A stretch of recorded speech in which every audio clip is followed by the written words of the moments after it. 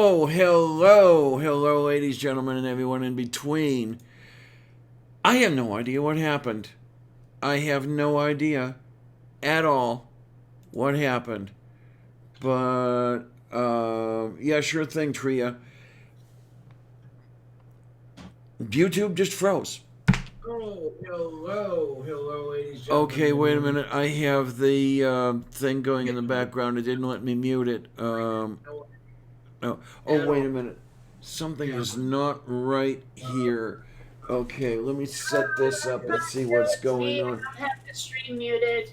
YouTube just froze. Okay. Okay, wait a minute. There. Oh, it was you. Okay, Kate. I Yeah. get it now. Okay. Here, I thought I was a bad girl. Well, I know. I'm always a bad girl. Hi, Orla. Oh, my. Okay, yeah, Tria, I'll let you in, and Kate is with us. Zach is doing something in the background. He shall be with us shortly, and okay, let me go to the something happened there.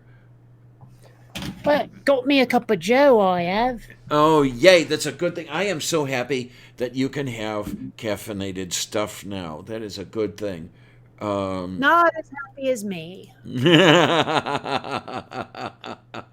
Okay, search people. TRIA. There we go. Yay. I really apologize. Again, let me say that I wish I knew what it was. So, if I knew what it was, then maybe I could prevent it from happening another time. But, I know. This is a whole new experience. This is another whole new show as far as that goes, with what YouTube has been doing to their entire platform. They're screwing everything up. Nothing works anymore. And Tria, yeah, no, yes, it's check your DM, and there is a link in the DM, and come on in. So, what are we going to talk about? What are we going to complain about? Because this is a whole new starting point here. Well, I'm going to complain about how difficult it is to make morph targets for a 3D character who has a mustache. Fine, that works. Well, because I've got this character, he's supposed to be a sort of older, distinguished gentleman who's got this big old bushy mustache, and there's so many like random vertices in there that grabbing onto his lips to make his mouth move in word shapes is difficult because you're navigating this minefield of like, vertex and polygon. Like there's a forest there on his upper lip, and it's hard to navigate. Okay, I can see that. I can see that happening. Mm. Aniceto Maldonado. YouTube didn't like the stream topic and cut you off, maybe? I wouldn't put it past him. Yeah, conspiracy theorist over here. Tria, did you get the DM? Love to have you here. Yeah, it's well, as Jeff and I were talking. Well, he was still around to talk to. YouTube seems to be enamored with the corporate dollar, and they are forgetting that when you come down to it, the corporate dollar isn't going to be enough all by itself to support them. But, Kate, Zach, feel free to disagree with me, because if you do, I'll learn something. Hey. Sorry, someone is wrong on the internet. I like the sound of your keyboard. Is that one of those Unicomp keyboards? I don't think so. Okay, the one I've got is patterned after the old IBM Model M, and behaves very much like it, which is a good thing. Okay, great, Tria. Wonderful. Okay. So my keyboard, okay, it's Logitech. It's one of these jobby doos. Oh, let me have a look. Oh, okay. Ergonomics and all, everything. Okay, Mhm. gotcha. And wireless. It's all Bluetoothy and stuff. You know, I cannot get Bluetooth to function correctly. Not Well, only, hmm? it's really simple with this thing though. I mean, all you do is plug in a small dongle into the USB port and Bob's your uncle. Yeah, that's the darn thing though. When I try that, well, I can do it with the all-in-one headset that I have, the headset and microphone. But when I tried to do it with this headset, which required a third-party dongle, um, in Linux, recognition of the Bluetooth is hit and miss. In Windows, it doesn't recognize it at all. Well, I don't know what this third party thing you're using is. I'm using the dongle that came with the keyboard. Okay, there was no dongle that came with my headset. I had to go out and buy another one. And am I the only one who wants to childishly giggle at the word dongle? No. Hey, sweetie, how you doing? Hey, I'm doing all right. Hey, Kate. Oh, Have you so I been on? kind of wanted to.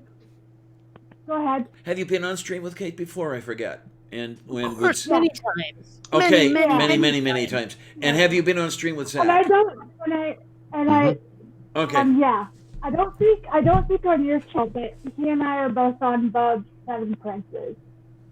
And so your mic is really weird. It's kind of muted in a way. It sounds kind of muffled. Like there's not enough treble or something. Hold on. Oh, that's starting to sound better. Okay. Yeah, that's much improved. My mic has been giving me issues. I'm not sure what's wrong with it, and I don't know how to fix it. So, fun time. Sledgehammer often helps. Yeah, except I don't have a way to replace the mic after I sledgehammer it right now. Tell me about it. Maybe after my refund comes in, if my cat doesn't do what he normally does when my refund comes in, but if I get one at all, that's another story for another day. But I kind of wanted to clarify a little bit, because I did touch on it a little bit in the side chat, but I wanted to clarify a little bit what my concerns are, because I'm not just worried about YouTube. I'm worried about being pushed off the internet in general. How? Wow, that's okay. And this is why I said earlier, I'm trying not to be paranoid, but I keep seeing these patterns. So bear with me when I go through this, because I'm going to start at one end and then bring it to YouTube. So just stick with me. okay. Okay, so Tumblr a while back made some changes. And they were talking about mostly it was aimed towards getting rid of not safe for work art. I am not a Tumblr person. I don't go on Tumblr except for two things. There are two blogs on Tumblr that I go to because they are the most well-informed asexuals that I know. All right then. Queer as Cat and Fuck Yeah Asexual. They're like, I'm on the 101 level. People think that I'm more smart about things than I am. I have 101 stuff on my channel. These two are like college level experience talking about stuff. When they were on Tumblr, they somehow made it through, and I'm not quite sure why, but they mentioned that a lot of asexual blogs were deleted when the Not Safe for Work thing came out, because we talk about sex a lot. No, okay, this is something I don't get. Why would it be considered not safe for work? Because what you're saying is, I don't want any of it! Well, and also we bitch a lot, and I do mean this really. We bitch a lot about how allos have really unhealthy attitudes towards sex sometimes, and then we have to deal with the consequences of that. Okay. i.e., consent issues, you must conform and learn to love sex, you cannot be in a relationship without sex. These are the things that we are told. We also deal with corrective rape a lot in our community. Sorry, wait, rewind. Oh. Hold on. Corrective what? Rape. Oh, corrective Corrective rape. rape and assault. Oh, I kept Yes. hearing We, the wrongest words possible. That was yeah. the one word I But wasn't. the Okay. thing is that our discussions on Tumblr got shut down. Okay, fine, that sucks, but let's move on to another place. So a lot of people move from Tumblr to Facebook. We have Facebook groups. A lot of them are private. We vet people to make sure that they're, for some of them it's aces and like spouses and siblings, like support groups, and some of them are just for aces. Sesta came out, and it's kind of the same reason why Tumblr tried to get rid of not safe for work stuff. In Sesta, it said that if you have a hookup and that hookup goes wrong and something bad happens to you and you met through a website, you can sue that website for liability. Okay, there may be people out there who want to jump all over me for it, but I think that's full of shit. Because it is full of shit. If you get into an automobile accident, is the contractor who paved the road responsible? No. It's really the same damn thing. And also, they said, well, here's the thing. You can't talk about preference anymore. You can't be like, I am this gender looking for that gender or anything like that. A lot of our discussions, our stuff got deleted or became unshareable. Jesus. And like we had to change a lot of our group names so that they just said aces, so that we wouldn't get dinged by Facebook. Okay. A lot of our stuff now gets automatically deleted by a bot. And here's the thing. You're getting all this problem, but anti-vaccination groups are fine. Uh-huh. What? And the thing is that, like, and now YouTube is like, hey, if you're not commercially viable, we're getting rid of you. And the thing is that who are the groups that are getting hit? YouTube's terms of service seems to care a lot about like whether or not your video would be rated G, PG, PG-13, R, or X. That seems to be the thing they care about the most right now in terms of whether or not a video is acceptable. The topic may feed into that, but it's pretty clear that what they care about is, will our advertisers feel comfortable advertising on this topic? But the thing is that my concern is not just what happens to me on YouTube. My concern is how many times am I going to get pushed off of a place? Where am I going to go after I get pushed off YouTube? Because it's only a matter of time before that leaks into other places as well. She's got a point. And that's why I said I don't feel welcome on the internet. There has to be a website that's for this kind of thing specifically, and I'm surprised there's not. Because I know there's, like, for example, BDSM websites out there with message boards. I know this because I hung out with a lot of goths, and they seem to be into that stuff a lot. I don't know why. Yeah. But, I mean, so that has to exist out there somewhere. You may just have to be off the mainstream a bit. Yeah, but how long before those get targeted by laws, too? I don't know. That's the trend. A law happens. Now, I'm not saying that YouTube is like, because there's other factors going on with YouTube.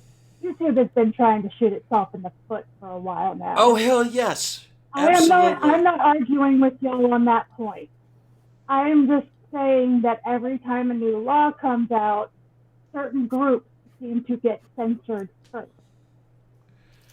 And I'm starting to wonder, and here comes the conspiracy theory, is all of this, think of the children, not about the children as much as it is about, I don't want to see this stuff, so I want to find a way to get rid of it. It feels like that. Yeah, it's possible. I don't know. I would still say the internet is a big place, and if someone wants to make something specifically for one fringe group or another, and maybe they'll have an age gate or something, but it seems like it would be hard to kick that off the internet entirely. There's got to be a way to have that up there somewhere. The thing is that I've looked at my options for LGBTQ friendly stuff, and it's difficult to use. I know, and also stuff like, I could go to Daily Motion. I know they're LGBTQ plus friendly, but I've looked at their website, and Daily Motion seems to be news related. Am I going to be able, I'll be able to upload, but am I going to get anybody watching because I'm not news related? That's, I don't do news on my channel. So are you looking specifically for video, or do you want a like a chat board? Because it sounded like when you were talking about Facebook, you just wanted a place to connect with people. I didn't think you actually wanted videos. I want both. I want both because there's different ways to approach things. I've noticed that people seem to get stuff better when I'm discussing things if I am in a video. I have tried both. Writing does not get me anywhere. I will do it if I have to, but for some reason my videos seem to resonate better and connect better. See, one thing I've found kind of annoying is that there are a lot of people out there, be it on Facebook, like a Facebook group, or even various YouTube channels, where they say, sure, you can post a video if you want to, but you have to write out all of your arguments in text with the accompanying link, basically rendering the need for the video superfluous, because I just basically put my video's script in text form, and now all you have to do is read it and not give me the view. Yeah. And I understand people saying, well, I don't want you using my platform to advertise your shit. But what if you're making a completely legit argument? Should the format matter that much? Or are they just trying to make it so that you can't ride their coattails at all? I mean, I don't know which is important to them, because these are usually monitored more by the people who made the groups than the service that they're on. But there are a lot of people who get really bitchy about video and want everything in text. Yeah, the thing is that for me, that's why I say I want both, because there are circumstances where I've connected better with the writing, depending on the discussion, and times where the video has connected better. I read and you. I do. If y'all think I talk about asexuality a lot on my Facebook page, it's related to my YouTube channel, you should see what my family and friends talk with. Well, I just don't understand. I don't really understand it. How can anyone be attracted to Fonzie that much? It's bad joke. I know. It's all I can hear in my head when anyone says, asexual. It's all I hear in my head. It's involuntary. I completely understand. But that's the thing is, for me, it's what next law are they going to put out that makes it more complicated and harder to connect? Because long term, I'm thinking, okay, I'll just move to another place. But how long is that place going to last? And in this this environment, which is exemplified by this administration, they're reaching everywhere. Who knows where they're going to show up next?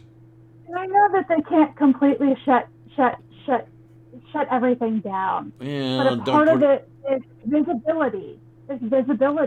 We're trying to be more visible and more out there, because I can't tell you how many people say, until I came across you and your discussion, I had never heard of the term asexual.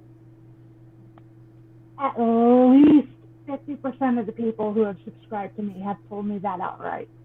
Not that I have a lot of subscribers. I only have like around 130-ish. Well, you are Somewhere around critically there. undersubbed, so we've got to do something about that. Well, it's difficult for me to gain subs because not everybody is.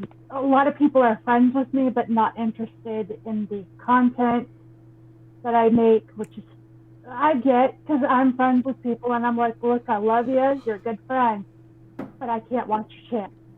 Oh, I know that feeling. Yeah. It does not interest me. Like, I will sub, and if you want me to like it, like every once in a while, and leave it on in the background so you get the view time, totally do that for you. But it's just, for me, and like I said, I'm trying not to be paranoid about this, but it's been really hard because I keep watching, and it's not just Aces. I'm using Aces as the example because that's the one that I know, but I'm sure that other LGBT plus groups are having similar issues. Yeah, I got to mention not only aces, but I don't know. tens and kings, and no, that's bad. I don't know though. I mean, because you can see a lot of content out there that, like, say for example, Facebook or YouTube would probably consider inappropriate. I mean, I don't want to make this sound too confrontational, but I'm not sure you've looked hard enough because there's always sites for this. They can't get rid of all of them. You know, I mean, No, they can't get rid of all of them, but what reach am I going to have? okay, well, I mean, I guess that depends on what you're after. I mean, do you just want to talk to like-minded people? Do you want to raise awareness? What are you trying to I do? want to raise awareness. That is the whole point of my channel. And hard that's to the raise point of my awareness channel too, so I when can't fault you for it. But at the same time, I don't know. I mean, I don't know how to get. I mean, because number one, aces are probably in a very extreme minority, just demographics wise, just like percentage of the population is probably pretty small. So the interest is probably going to be a lot lower than with other topics. I mean, I struggle with that myself as an atheist because atheist content is not as huge as I'd like. You know, I mean, it's very much a niche market. And so I don't know. I mean, I understand wanting reach. I'm just not sure if there's enough people to get it. Yeah. Yeah, but the thing is that it's when you don't have a lot of reach in the first place and you start losing it, that really hurts. And I'm sure not it does. kidding when I say that Facebook is automatically deleting at least, I would say it's only 1/10 of our posts right now, but there are times where you try to post something and Facebook's bots automatically delete it. See, I've never had anything automatically deleted by Facebook. I've had stuff. One thing that's really disturbing is something I may have posted like 5 years ago. All of a sudden, gets flagged as offensive, and I get some sort of Facebook penalty for it. I'm just like, dude, this has been up for years. And now I'm seeing discipline for it. This is unfair. This is completely unfair. There should be a statute of limitations on this shit. There absolutely should be, because basically I've never had anything just flat out deleted. Like, I go back looking for it and it's not there anymore. I didn't even know that Facebook did that. I will say that I don't think bots are the right way to handle this because the bots don't necessarily understand anything. And when you try to appeal a Facebook strike or a YouTube strike, they don't give you a little box to explain the miscommunication. They don't give you a way to explain yourself. And so they don't even necessarily review your appeal. Certainly not on Facebook. YouTube will do it. Yeah. But on Facebook, I mean, hell, the page where you can appeal a suspension is broken. Whenever you click submit, it says, sorry, we had an error processing your request. Now, I found that if you shorten the URL, you won't get that message, but I don't know if it's specifically going to you then, to your particular issue, if you shorten the URL. But basically, there's no way to air a grievance. It doesn't exist. And that is the real problem. Yeah, and like I said, it's hard to not feel like I said, it's hard to not be like, okay, well, I'm not welcome here, because it keeps happening. It's like it happened on more than one social site, and it seems to always be a reaction to the U.S. government and some kind of law dealing with the internet. And Well, I think that's where it probably doesn't help that the topic is about sex, because the US, at least, has such a hang up about anything sexual. Yes. There's a web comic that's been going around for a while where they show a guy sitting on a couch watching like a gory movie, violence everywhere, blood flashing all over the place, and then on the screen is a picture of a used maxi pad with some blood on it, and the guy's going, ah! Yeah. Well, and see, that illustrates the problem is that if you're going to be talking about sex, people are going to lose their minds. And that's the thing, is that's one of the things we're trying to change, is we're tired of the unhealthy attitudes towards sex, because they hurt asexuals in a specific way, but they kind of hurt everybody. There are groups that you could argue get more hurt by them, but these dumbass attitudes about sex wind up getting people hurt. The whole, we can't talk about it, so if we don't talk about it, the kids won't be, under the bleachers banging each other. It's like, no, that's not how it works. You damn well know this. You just want to stick your head in the sand and be like, nope, if we just act like it's not there, everything will be fine. Well, I'm sick and tired of people treating children as if they're made of glass. Yes. Children Yes. are not delicate, as everyone wants to say. They're just not. Yeah. I don't like, oh no, I want to preserve my child's innocence for as long as I can. I'm like, why? What do you think is going to happen to a child who learns about where babies come from before their age is in the double digits? How is that going to damage your child? Right. Also, and I've had this discussion with people, because somebody once told me that elementary school kids should not have sex ed. And Diana and I have kind of touched on this a little bit. Yes, in we past have. Conversations. Mm-hmm. Telling me in middle school if I hadn't been asexual would have been 3 years too late.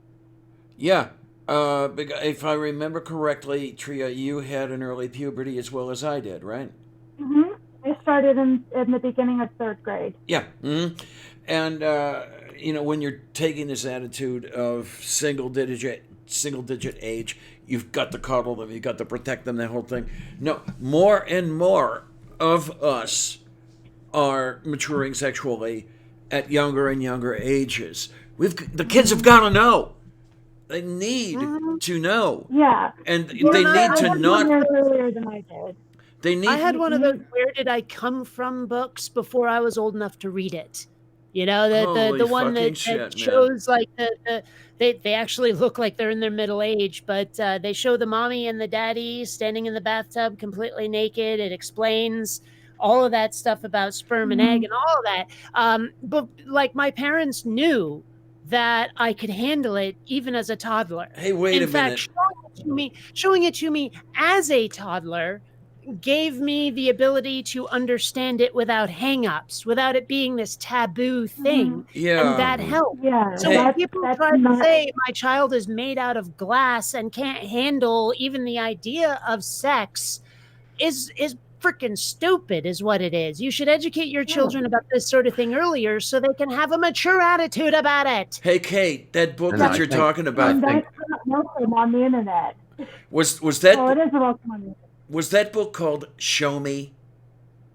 No, I'm pretty sure it was called Where Did I Come From? Oh, okay. Because there was one called Show Me from St. Martin's Press that got a lot of flack because people thought, okay, St. Martin's Press is all, Christian and everything else. Whoa! I believe it is banned in the United States as child pornography right now, although it is certainly not, because there are naked youth in there and everything else like that. I knew of a copy like of I that. said, the images in this book, they seriously look like a middle-aged couple, or if not later. But that's the book right there. Where Did I Come From? Okay, fine. That. Okay. Yeah. I don't think I've ever. I don't think I remember a reference to that one. But Well, I okay, had I that know when I the was a. era. I know the era because I know how old you are. Okay, that might have been just on the other side of the line before stuff like that started getting buried. Well, but I mean, people still lose their minds over the craziest shit. Like there was that episode of what was it, Arthur, the animated thing about the I don't even know what he is, some animal kid, anthropomorphic thing. Oh yes, yes. Yeah. Yeah, Boomer. and he had a teacher, like two teachers, or a teacher, a male teacher, got married to his well, now husband, I guess, a boyfriend, fiance. I don't know what the terms seem to change with the tide. I can't keep up. Yes. But and they, you don't even see the ceremony. It's not like right up in your face. It's just he's getting married, and oh, now here we are at the after party, and people lost their minds. Oh my gosh! Not to mention, there's this video game coming out that I am looking forward to so much called Cyberpunk 2077, where the character does not have an inherent gender. The only gendered thing about this character is whether you pick a masculine voice or a feminine voice. And they gave the character a name that's completely gender free. I think it's like V or something, or Y. I don't remember what. And you can manipulate their face, like almost every aspect of their face, body type, all of that, how wide the waist is, the hips, everything. But there is no inherent gender checkbox for this character at all.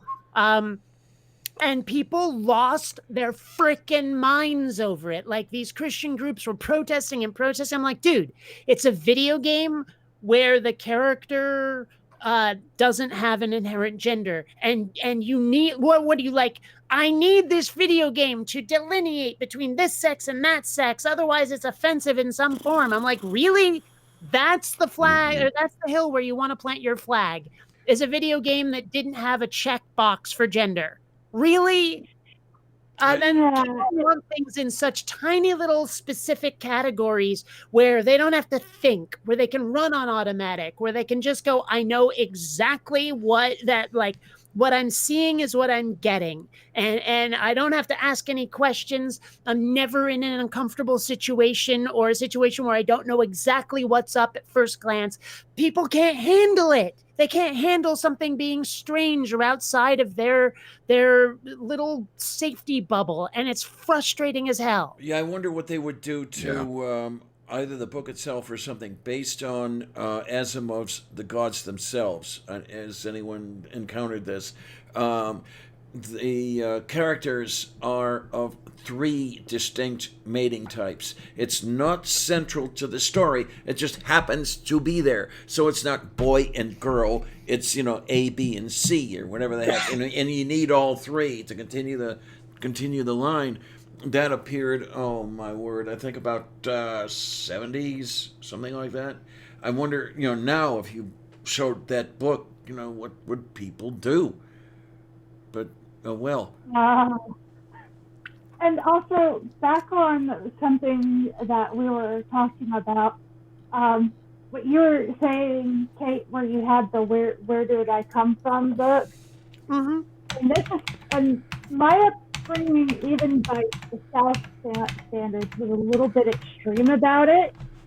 But it's more common for you to not have any sexual education, or these three things, which is don't sleep around because you'll never know who the father is.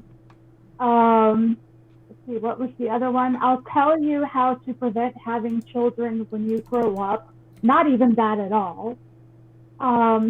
what was the other thing that I got was, oh, you're more likely to get STIs if you have sex, but you're not told how to prevent them. Yeah, I mean, I like to think Here. being raised by hippies has its disadvantages, but it has its advantages as well. And I think one of them was sexual maturity. Um, knowing all of that stuff. Like I say, it doesn't make it taboo. It doesn't make it mysterious. It doesn't make it this capital T thing that is like such. I think if you keep something mysterious, it makes people want to experience it a lot more. And if you don't educate them to do it responsibly, they're gonna fuck it up. And that's because you didn't teach them. You didn't demystify it. I mean, sex is a wonderful thing if you do it right with the right person. It's Right. great. Yes. But at the same time, I mean, if you don't have the maturity to handle it, I think that's where a lot of our not just hangups about sex, but also mistreatment of others in the name of sex comes from, is because it has such a mystique. I mean, it's great to be romanced. It's great to have sex be meaningful, but I think it gets turned into almost an animalistic act if people don't have the right attitude towards it, because it has that mysterious quality to it. And when they finally get around to having sex, it's probably like they're I hate to make this pun, but shooting in the dark. Yeah. Yeah. I mean, Yeah, if there's and that's the thing, is that conversation is also trying to be shut down. Just even if you throw asexuality out of it, that entire conversation, some of the more extreme Christian groups are trying to shut that completely down, and they're getting away with it on some of the larger sites, and that's why I'm a little bit concerned.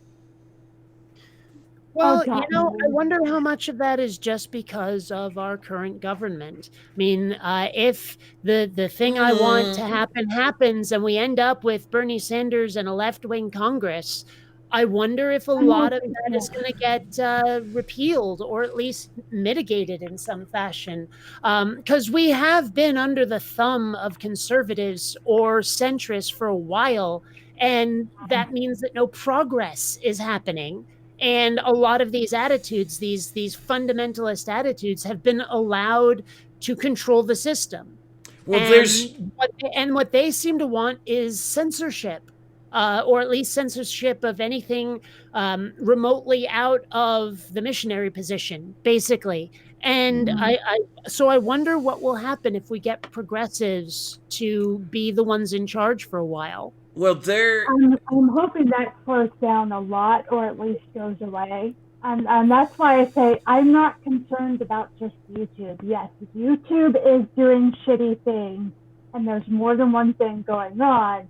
But the trend for me has been, if government starts either enforcing a law it already has or makes a new one, and then censorship and extreme censorship comes along and says, well, we have to abide by the government rules, and out these conversations go. They go bye-bye.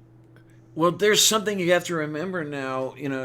Kate, you wonder what things will be like, say, if we get the absolute dream and we get Sanders and a progressive Congress. We can have another show on this entirely, but the feeling I get is that there will be such a backlash from a certain segment of the population that there will be all sorts of trouble, because the government doesn't exist in a vacuum.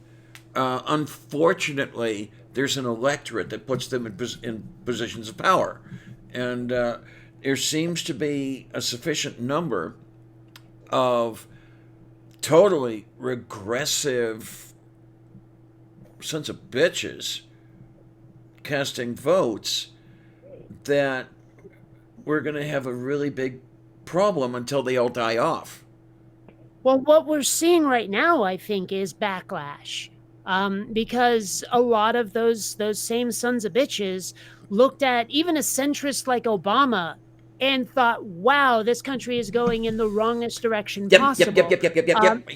I mean, because these Yeah. are the people, I'm picturing the stereotypical overweight, gun-toting redneck on one of those little scooter I things, know you several of know, them. and wearing the MAGA hat, and they're all like, I want my country to be as white and straight as possible, is what these people are thinking.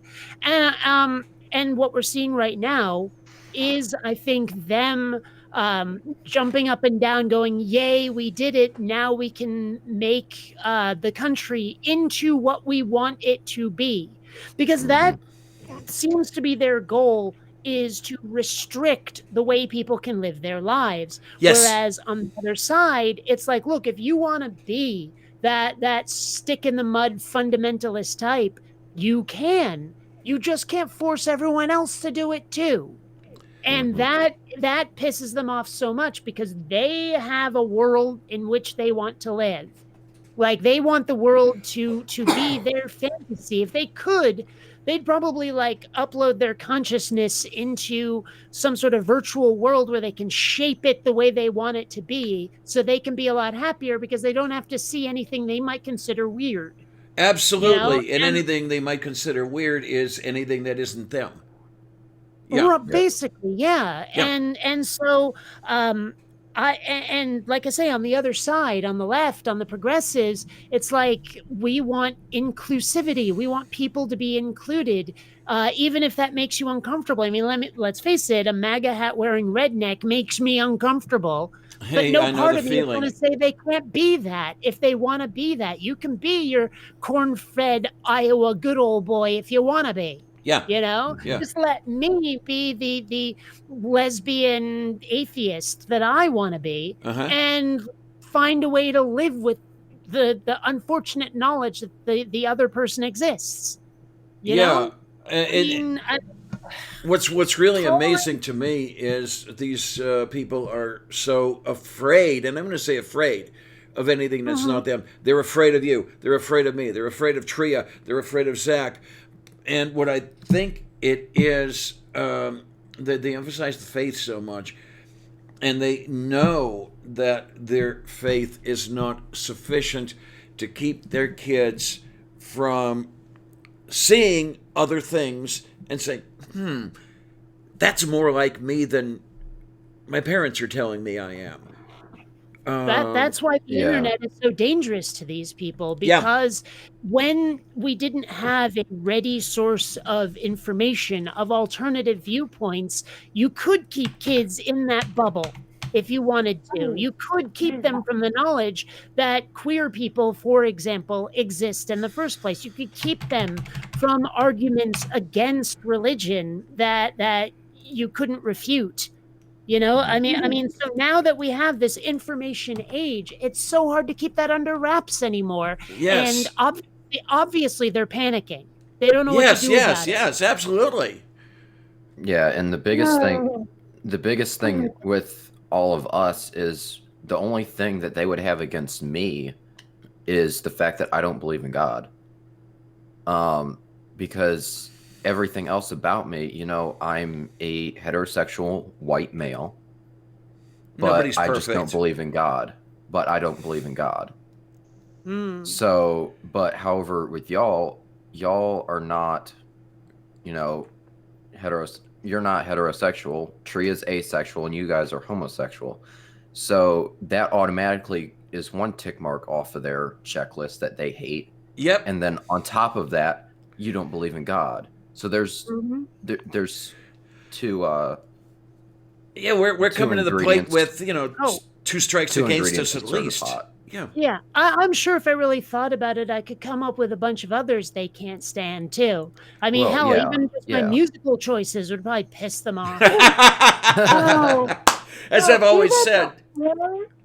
Say even again. before YouTube changed its rules, I was pretty sure that the Mormon Church, as an advertiser, was probably going to try to throw some copyright strikes at me and actually have them go through. Because again, YouTube is driven by money. So It's even actually before they changed the rules, I was like, I know that the Mormon Church is going to fight me at some point, and at least kick the Mormon parts off of my channel. Well, I actually have had copyright, not strikes, but copyright flags against some of my videos. It's been years since it's happened, but I had it happen. Fortunately, when I was in college, I took a course on copyright law. Now, the only part I remember is fair use, but that's really the only part that I've needed because I can cite fair use and I can point to my videos and say this was clearly commentary, criticism, which is covered under fair use. I can use their content if I'm responding to it critically. And I was. And those flags have every last one of them been removed. So there is a way to say, oh, you're gonna throw a copyright at me? Not gonna happen. I have the law behind my dumb butt, and it's worked. Yeah, it's So too bad we didn't have Well, that. the thing is that Mormon Church doesn't follow laws, and there's a reason for that. They're rich, some bitches. Yeah, it's too bad that we at movie night didn't have somebody who had a big enough mouth, if you will, because we got nailed by one of the targets of our review for reviewing his film, and because we used the film in the review, he nailed us for a copyright strike, and we had to broadcast by virtue of someone else's generosity for 3 months. well, this is why you guys are paying the price for not inviting me. I mean, I only found out about movie night recently, and I know enough about copyright law that I could have defended against that if I'd wanted to. Mm-hmm. So remember, if you need help with anything, include the bionic dance over here. Yeah, there you go. Well, there's an entire discussion about that, and it's channel. This stream is no place for that discussion. Without going too deep into it, I do feel kind of the click. Like, people get quickish. I understand that.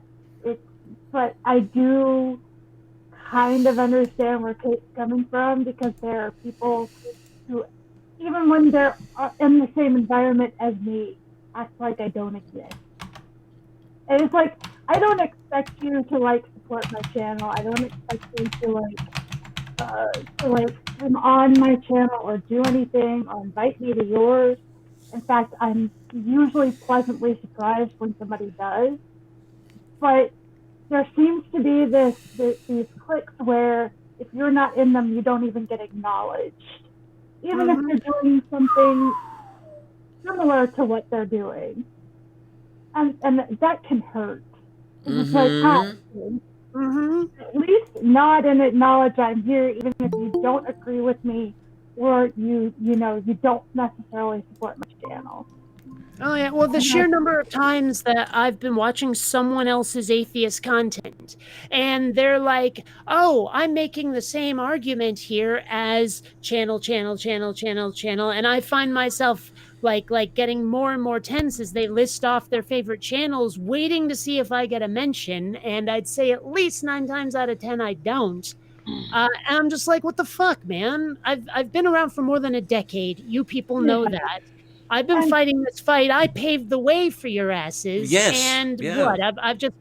I've just been like left in the dirt. And it's getting to the point where it's kind of vexing, where the number of times I've half finished a post on the YouTube Atheist Creators Facebook group and then deleted it because I know it'll start a shitstorm, and I know I know people will say it sounds petty. I know people will say I'm being a whiner. I'm quite certain it will do me less good than it will do bad. But I'm just glad I can vent here now. Glad to let you. And hi, Mom NATO. I just wanted to Hi, bring Mom up NATO. Hello, sweetness. How are you? Is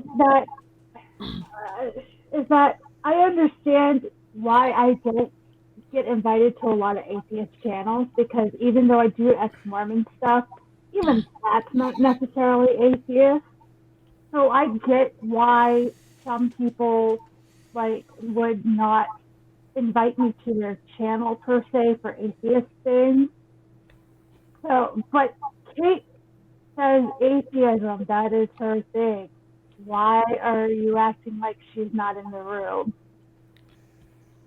Yeah. And hey, Mom Leo. Hello, baby. I guess it's just my cross to bear. Oh, wow. You're in the whole joke. Come on, that was just sitting there pink and naked. I had to point at it. I know. Don't mind me too much. I'm a little scratchy today. Oh my. Okay. Yeah, no, me and Tornado have been suffering with allergies. We've had a sudden cold drop, so we're Yeah, working in there. I kind of hear that there's stuff going on there. Yeah, I'm a little stuffy. It's in my throat. My nose isn't so bad. It's just I'm scratchy from sinus drainage. I will start sounding like a frog pretty soon. I don't know if you guys can see this, but it's like 84 degrees here in Yeah. San Diego. So Yeah, well, we're in the low 40s, 50s, somewhere around there. And it was overnight. We were 84 one day, and then the next day we were 43. I think this is why people don't understand why we get so antsy about when it gets to 60 degrees. It's like, okay, it was 90 degrees earlier in the day, and then it drops to 40, and you're talking about like a 50-degree temperature change in the span of one day. Yeah, see, she's 2 hours east of me, so she knows what I'm talking about. well, I mean, I was raised in Vermont. Believe me, I know cold weather. Yeah, it's not. Our kind of cold doesn't drop nearly as low as other people, but it's the amount of difference between because you'll just be like, oh, it's 90, and then all of a sudden, holy crap, why is it 40 degrees? It just does not make sense. All in the same day. Well, I'm looking at the Weather Channel here, and I am thrilled because I am seeing the current temperature displayed as 47 degrees Fahrenheit. 47 is wonderful after the That's 20s. a warm front for you. Yeah, after the 20s we had a few days ago. It's Yeah. there's Well- as I say, there's that whole PTSD thing going on. Yeah. I would move down to your neighborhood, Mom NATO, but I don't think I could take the Bible Belt stuff. Actually, they don't bother us. You know, I have had one person come by in let's see, I moved here in December of 2017. One church group come by and ask me if I wanted to join them at church. Just one. And they were very nice about it. Um, it they were just like, well, we noticed the moving truck the other day, and we wanted to find out if you wanted to come down to our church and visit us and see if you wanted to join our church group. And I'm like, not really, but thank you. What do We're- they have scouts looking for moving vans, and I get to see somebody with the field glasses? Hey, No, but the church is only like a block and a half away from me. And we've had a lot of people move in and out, so they see the moving vans because they're on the way to the highways. So Yeah, a friend of mine from like a small town in Texas was telling me about what it was like when some new person would move into the neighborhood who didn't share the religious beliefs of the rest of the people in that town. You know, so they move in, and on a Monday, people come by and say, "Oh, I'm sorry you were sick. We didn't see you in church today or yesterday. So here, have a casserole." Right? And then the next Monday rolls around and they're like, "Oh, we're sorry you're still sick. It must be horrible. Here, have a pie. You know, we didn't see you in church." And then the next Monday, we didn't see you in church on Sunday. And it's just like, wow. Tria, Hey. did you call that love bombing or something like that? I'm not sure if that's. I don't know. It might have been love bombing. I don't know. Because I know I've had love bombing to me as an ex-Mormon. They were just like, you must come back to church. And I'm like, you bitches don't want me. You just think you do. Because I told a few people this. My mom was labeled contentious, which is a major sin in the Mormon church. And I was like, and they were like, we miss you. And I was like, hey, y'all remember my mom? They're like, yeah. Well, I'm just like her, except one difference. You want to know what the difference is? I And they're scared like, the cat. I guess. And I said, my mom believed your bullshit, and she wanted to stay in. I don't. I bet they ran screaming. I've only had the missionaries come once since I exited the church, and they came by, and they were just like, hi. And I go, hi. And they're like, hello? I'm like, hi. And I'm going, oh, they've been told about me. And they said, can we read a scripture with you? No. Well, Can we pray with you? No. No. Is your dad home? Yeah, he might be home. The moment I said no, they were like, oh shit, we're not getting anywhere with her. What about your dad and your sister? Go for it. They're members of the church. You have every right if they invite you in to be in the house. However, I have the right to walk out the door. Yeah, most missionaries won't come in my house because of shadow. I'm sorry. They take a look at the 85-pound barking black beast and go, "Oh no, we don't really need to come in. Thank you. No, we're happy out here." Yeah, my condo complex has a gate, and that means I don't get bothered by door knockers. But sometimes I kind of Right. wish I would because I want to fuck with them a little. Well, I mean, because I remember when I was still living in Vermont, I was like in high school, I got a couple of Mormons knocking on the door. And that was maybe the first time I encountered the argument from beauty. Oh, yeah. I asked them, why should I believe in a God? Because I was already an atheist, had been my whole life. And they did well, I just look around and it's so beautiful. And I remember even then thinking, wow, that's stupid. That is just stunningly stupid. I didn't yet have all of the info that I have now. I didn't have all the arguments. I didn't know all the logical fallacies, any of that stuff. But even then, I knew it was stupid. I just wish I'd had a way to express to them how dipshitical that was. well, and this is where you all are atheists and I'm not. And Fine. I'm not a fundamental Christian. I am a liberal Christian, I guess you'd call us. But Okay. I don't go to church because of, they want us to tithe and I can't afford to tithe. I can't afford to give 10% of my income. Yeah, which because is what 10% of your income is, dinner. next week's meal. Yeah. Yeah. So I don't feel comfortable going to a church. So, most Christians, Baptists, what's another one of them? The Presbyterians, all that, they would sit there and think, you're a bad Christian because A, you don't go to church, you don't tithe, you don't fellowship with other Christians. And I'm like, I have a Christian in my household. If I want a fellowship, I just go knock down on his door.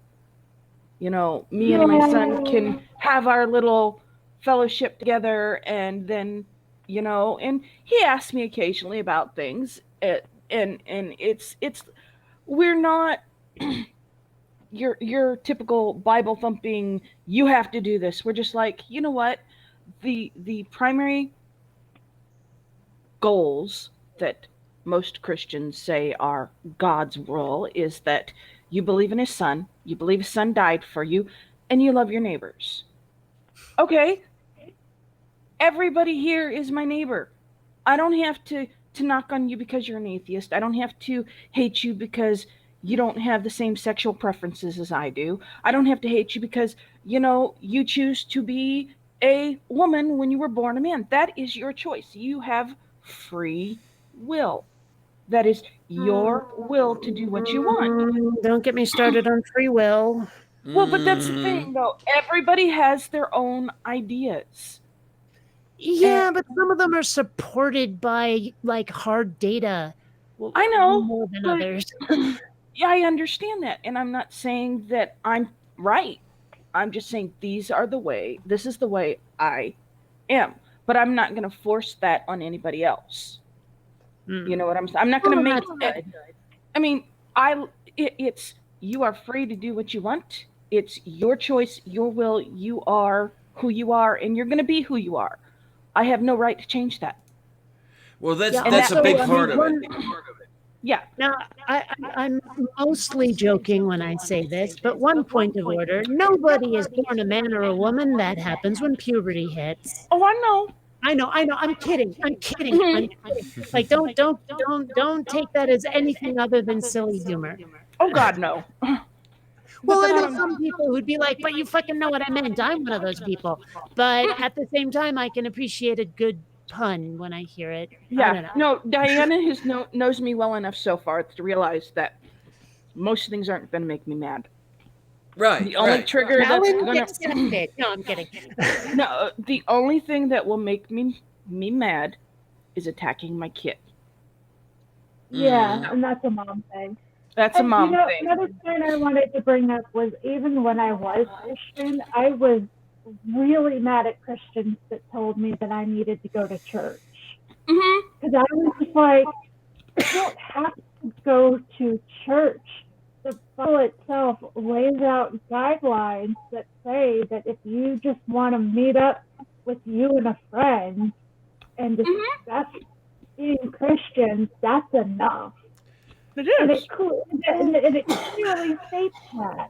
And Well, I was just like, I'm so annoyed because they're like, you need to be at church. And I'm going, no, I don't. I'm around Christians all the time.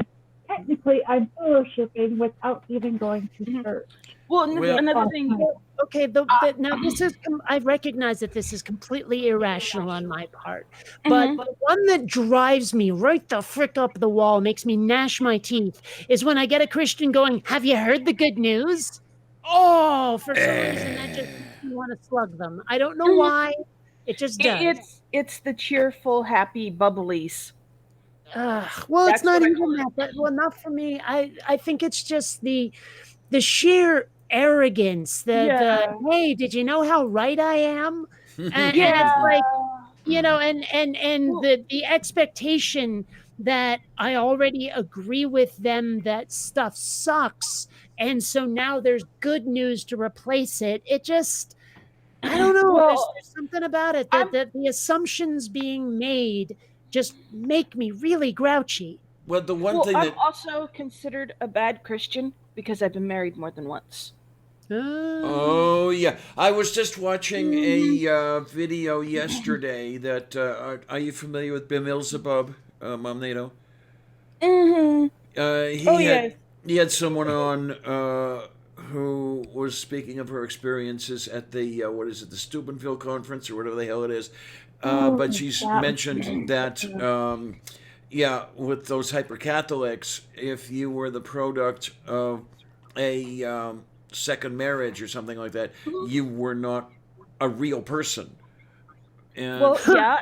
Well, That- I was that- actually thinking about this a little while ago, like a week ago, is the very concept of someone being a bastard is just so strange to me, because it's like, okay, if you line up a bunch of people and you say point to the bastard, they can't do it because Exactly. it's not an inherent quality, it's a social construct. It's a social more, I guess you'd call. Mhm. And More. yeah, a moral whatever. moray, It's yeah, yeah. sort is of like the moray, eel. Yeah.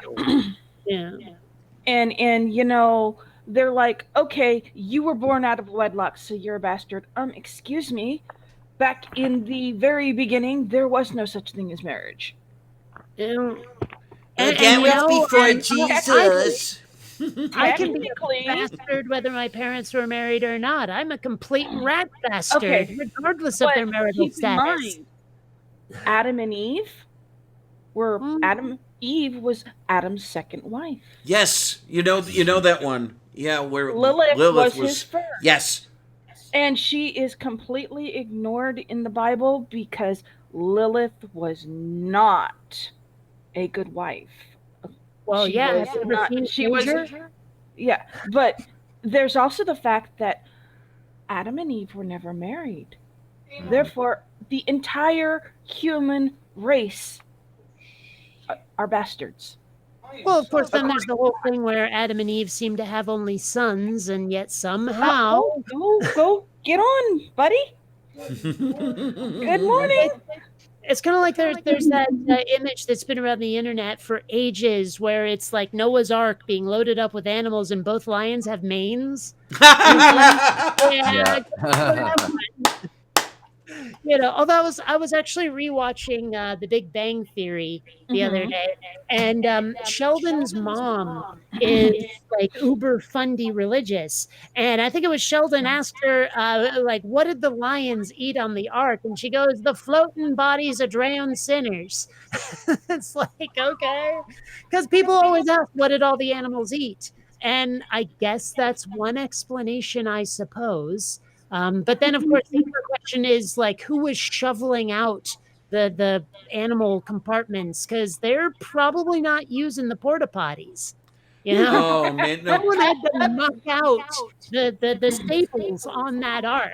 The elephant stalls and the giraffe stalls. Oh my god. Bodie Or the Hodge. hippo stalls. Bodie Hodge came up with something. He's an engineer, so he came up with a whole Rube Goldberg apparatus to get the animal crap out of the ark, which involved some sort of conveyor belt to take it from the lower decks up to the main deck and over the side and all the shit. And it's God, don't you have people at AIG have better things to do? God.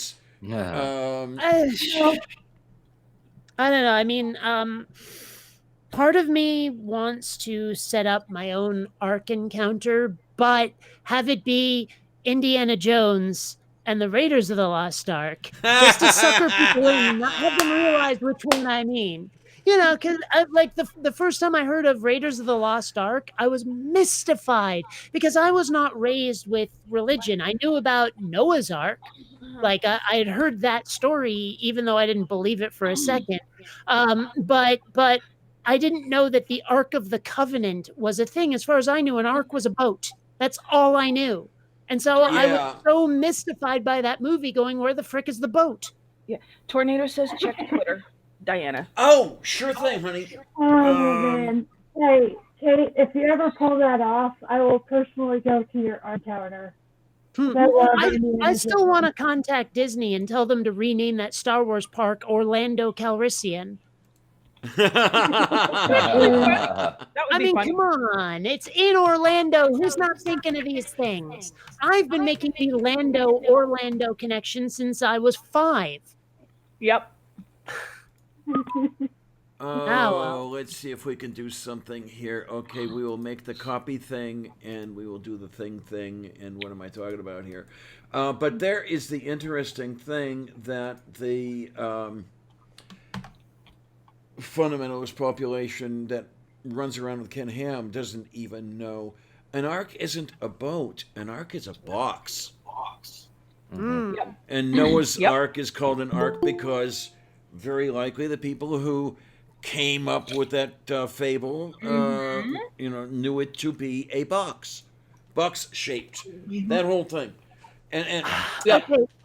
and A little bit off topic. Yes, Go dear. on, but when you're done. Yeah, and the other thing is they constantly resist that it isn't even their story. So, Hello. hi, sweetie.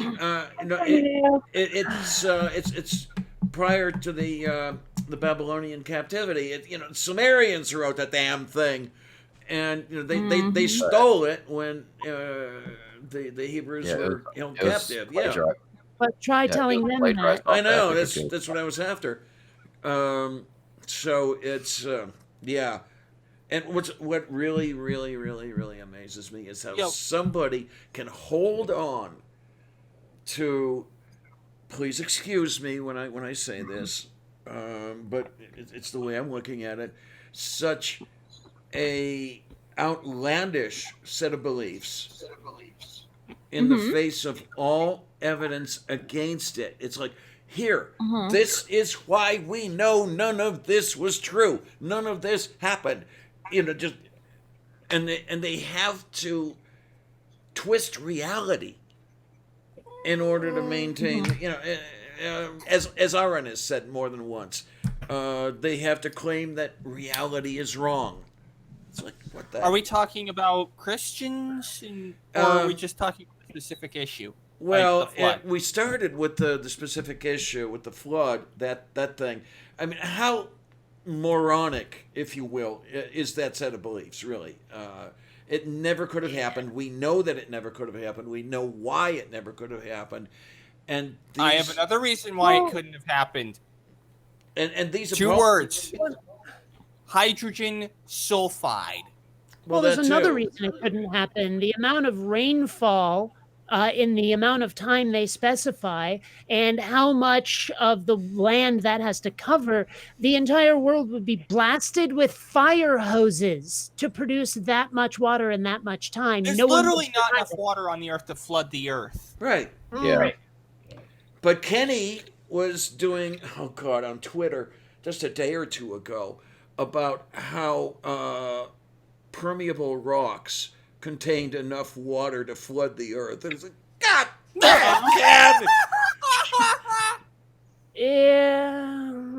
Of course, one thing I've been trying to get a theist to do, any theist, is to just stand up and empathize a little with how their religion can look like a fairy tale to someone else. Yes. To have one of them stand up and go, you know what? Yes, I understand why you find this difficult to believe. I understand that it sounds like a legend or a fable, and just to have that moment of empathy. Now, mind you, it sounds like you're about to do it, Mom NATO, but what I mean is one of those ones who's going to argue with me about whether their God is real. I know. Well, I know that, but like I said earlier, I don't make anybody believe, and I'm not going to force my belief on anybody. And that is to your credit. And I can understand why people don't believe. You have your reasons. Mm-hmm. Just like I have my reasons why I believe. Mm-hmm. I've thought very seriously, because I like to try to write fiction. I won't necessarily say I'm good at it, but I'm working on it. And one thing I would love to do for like one of the alien races that I've been designing is to come up with a religion that is really, really, really plausible. Like, that doesn't have these wacky magical happenings as part of it. Just because, one of my biggest problems with Christianity is the problem of evil, because I think they overreached when they tried to say that God is all loving, all powerful, and all knowing, because clearly bad things happen to good people. If they'd said, sometimes God's a complete rat bastard, or sometimes God doesn't see all, or sometimes there's things God can't do, then I'd be like, wow, your religion is much harder to refute right now. Not that I can't do it, but that particular problem that is such a deal breaker is now gone away. Well, one thing I will give your nemesis, namely, Seitan Bruggencate, is that... That's not my nemesis. He has admitted that he believes that his God is not all-loving. So he's gone that far. Totally. I agree totally. God doesn't have to love us all. He wants to. God was God in the Old Testament was a rat bastard. Yeah. And it even says that it is stated in the Bible that God is not going to be all loving all the time. He Wasn't there one quote that actually said, "I am a vengeful God"? Yes. Oh, sure.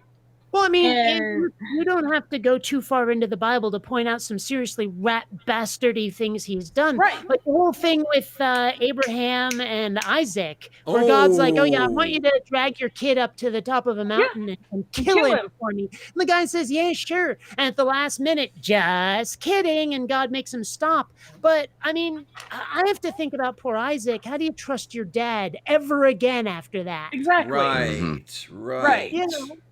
And no, they don't portray that sort of betrayal. What happens after that? Yes. You know, they make it all sweet and all loving. And I know for a fact that as a human being, I sure as hell wouldn't have trusted Abraham after that. I'd have left home. Or hell, even just killed him in self-defense. I've had that thought concerning a couple pieces of shit I can think of. Yeah. Well, it's like, my dad just came this close to killing me. I'm terrified of the man.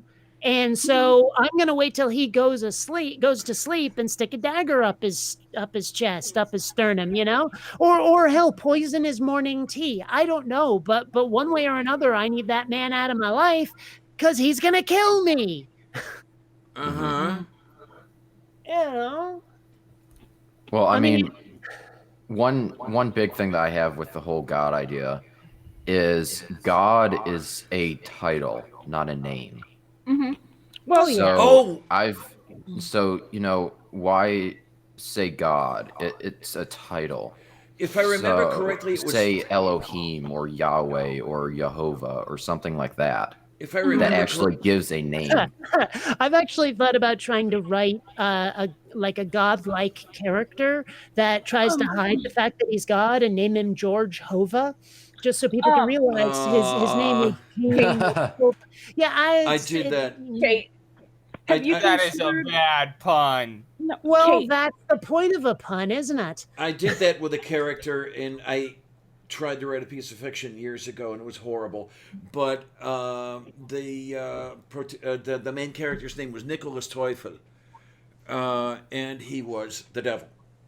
So yeah, Okay. I'm familiar with that one. But I feel like I'm missing a reference. okay, Nicholas, Old Nick. Teufel is German, devil. Oh, So he was. see, if someone's talking about Old Nick, I'm picturing Santa. Yeah. Okay, but Kate, you were talking about your plausible religion for an alien race.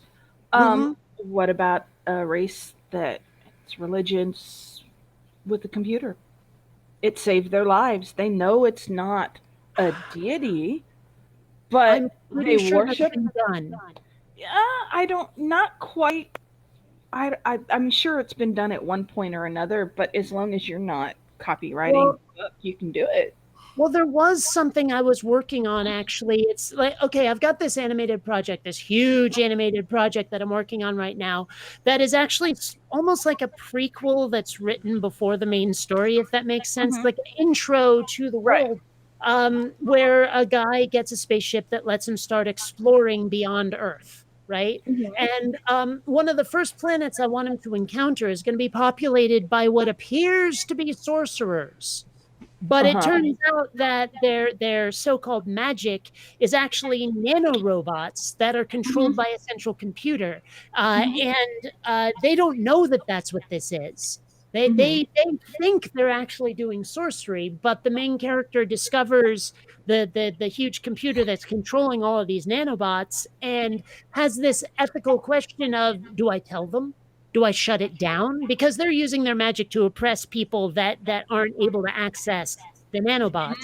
And so he's like, do I have the right to uproot their society by exposing what's really going on and maybe even turning it off? Because that could produce so much instability into the system where it's like now the sorcerers cannot be the evil oppressors that they were. And the subsequent uprising might turn into a bloodbath. Do I have the right to turn this off?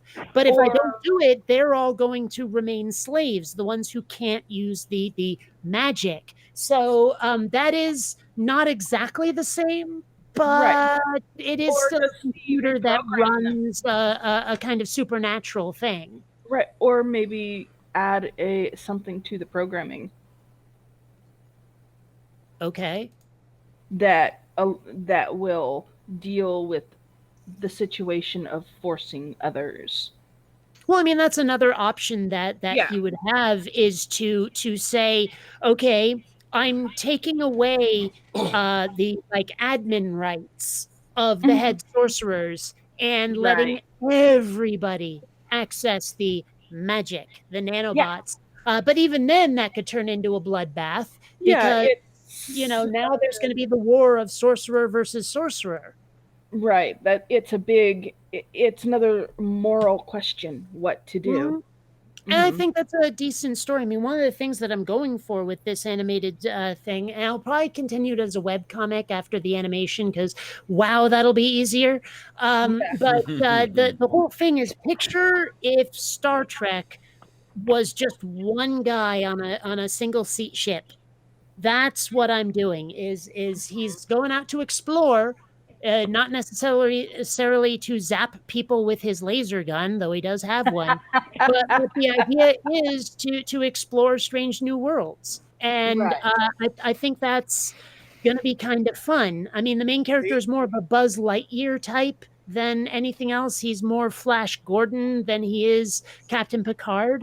But I mean, it's just sort of it's a slightly different take on the whole exploration genre, I think. Mhm. But Bionic. please give him a dilithium Nerf gun. No. Although one thing I do want to give him is a shoulder alien. Like he goes to So pet. like he goes to a world that has creatures. One of them takes a liking to him and starts riding around on his shoulder all the time. Like That's well, I mean, not a space parrot because it's not going to be a bird, but kind of like the pirate captain who always has the parrot up there. He's going to have his shoulder alien. Now is his shoulder alien a defensive? No, Can it's it? just a friend. It's a Oh, pet I don't friend. know. It might as well be a shoulder mounted kitten. Make it up. Oh, an our kitty. I have an our kitty. My our kitty's pawing at my shoulder right now.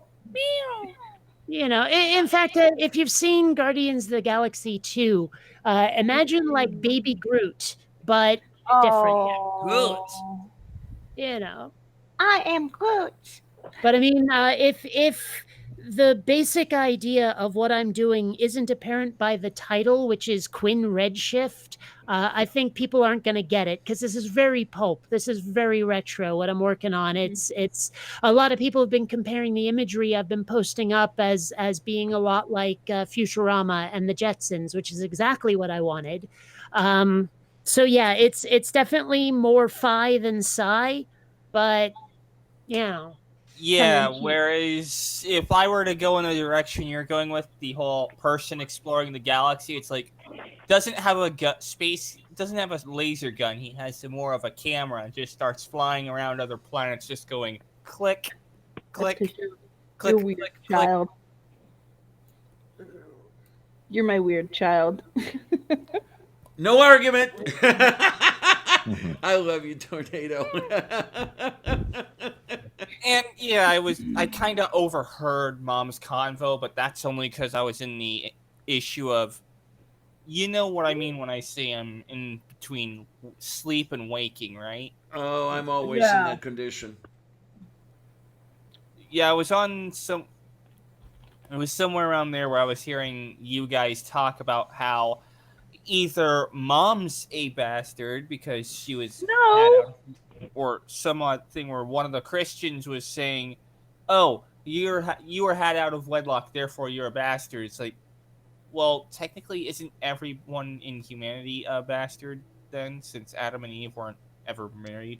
I don't think so because if your own parents were married, even if they were bastards, I think you're not. I don't think Right. bastardly can be inherited. Well, I don't know. But anyway, there- if you're seeing these ships, I think you can get the idea of what I mean when I say it's very retro, very Jetsons Yeah. and Futurama. Yes, I am. I like it. It's cool. That's It's got the main some of the hero. That last Quinn Redshift Starfighter right look there. to it. Well, this HUD right here, the reticle, is directly stolen from the last Starfighter. But this is the main character. This is Quinn Redshift right there. So Yeah. Oh, hey, look, it's Independence Day. Oh, that style of UFO predates Independence Day by a lot. Oh God, yes. Yeah. Quite a But bit. anyway, so that's what I'm having fun with right there. Can I shift gears for a moment? Because I have a question. I'm hoping someone can help me out. I have all the Okay. answers. Does anyone None of them does are right. anyone here speak or know enough about Greek and Latin to help me invent a term? I I- know a little bit of Maybe. Latin, but I know a it's tiny bit of long-ass Latin. one. Okay, because here's the thing. For a while, I've been telling people that I have compoundophobia, which is basically an aversion to buttons. I hate them. They creep me right the fuck out. But the truth is that it goes further than that.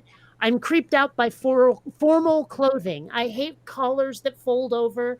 I hate when people wear a vest and it has that little split at the bottom. And I can't stand what formal clothing looks like. Now, I can find vestophobia, which is the fear of clothing. Yes. And compoundophobia, fear of buttons. I cannot find formal clothing specifically as a phobia, and I don't know how to say it. I'm like, obviously, it would probably add on to vestophobia, but I don't know how to say formal, and I don't remember if it's phobia that's Greek or Latin, or if it's the prefix or whatever. Because I know that with a lot of phobias, they've mixed the two, where like one of them's Greek, one of them's Latin, and they mushed them into one word. But I can't seem to figure out how to say formal clothing phobia in a way that works as a single term. We're gonna see if we can find anything that's worth anything here. Okay, English? I mean, I've been all over the internet looking for this as an actual phobia, and it seems like no one has it. And I've also gone to just about every English to fill in the blank language translator online, and they all come out really funky in ways that I'm not sure I can combine them to make the word I'm after. So My direction would go as a previous person who's used to do competitions, and again, it has been like 20 years, so it might take me a little while. But the direction my brain wants to head is to find out what formal clothing would have been called in Rome, I don't know and that go there would have that been. direction instead of going by the translation of clothing. Like, I believe that there were certain forms of dress style that were specific for each different occasion, and they were called different things. Much like dresses today all have, like, a dress is a dress, but is it like an A-line dress? Is it like a ball gown? Something along that line. And they did have those distinctions in Rome, but I don't remember any of the terminology. Fulvus, Episemus, Yeah, this is. Messias. I want to copy paste that into something. Yeah, because I'm looking at Google Translate, and the concept of formality or formal. Yeah, you have what is Here it? we go. Epicema. So I'm Here, wondering. here. I got something. I don't know if you. Now that the epismorula thing phobia is the first bit of that Greek or Latin? This It's Greek. all Greek. It's all Greek. See, that's the thing, though, is most phobias will combine Greek and Latin. That's the problem. And also, it turns out that in English, phobia means phobia. Oh, and I just put that into a translator, Greek to English, and it came out as lingerie. The epismarucha thing there, and I don't Okay, know. I just put It came something. up as lingerie.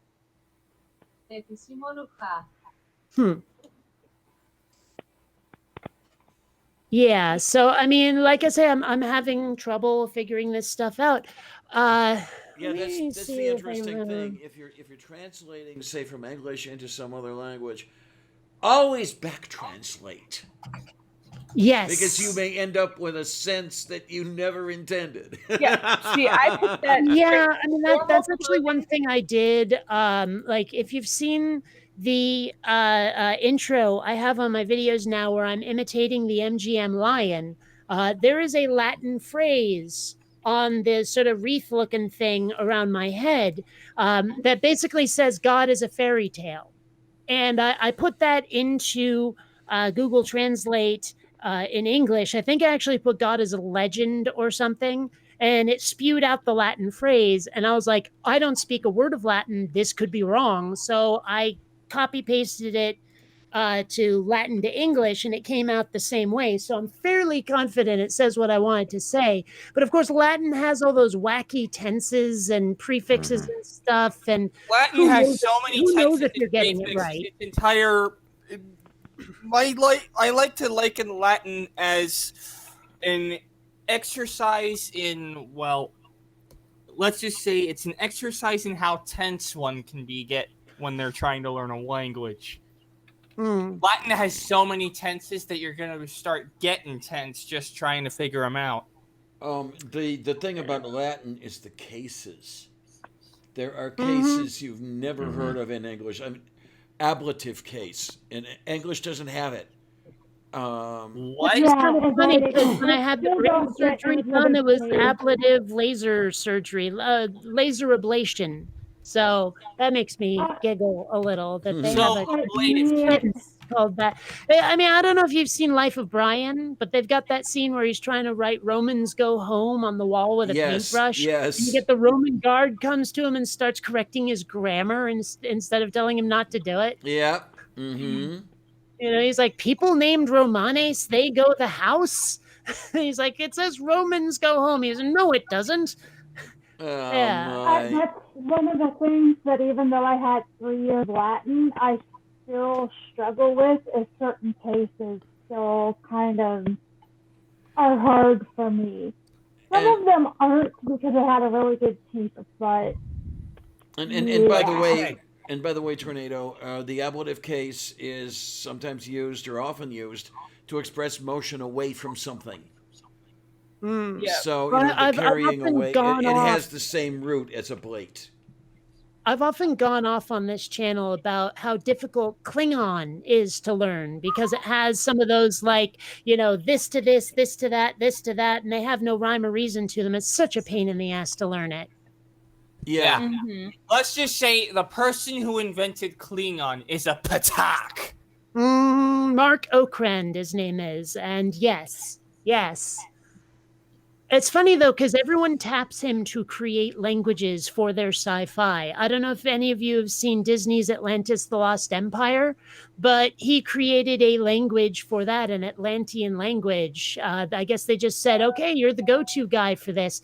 Kind of the way, for a long time, Michael Winslow was the go-to guy for weird sound effects coming out of a guy's face. Like, in Spaceballs or the Police Academy movies. Shit. Wow. So, yeah. I've lost the bleeps, I've lost the sweeps, and I've lost the creeps.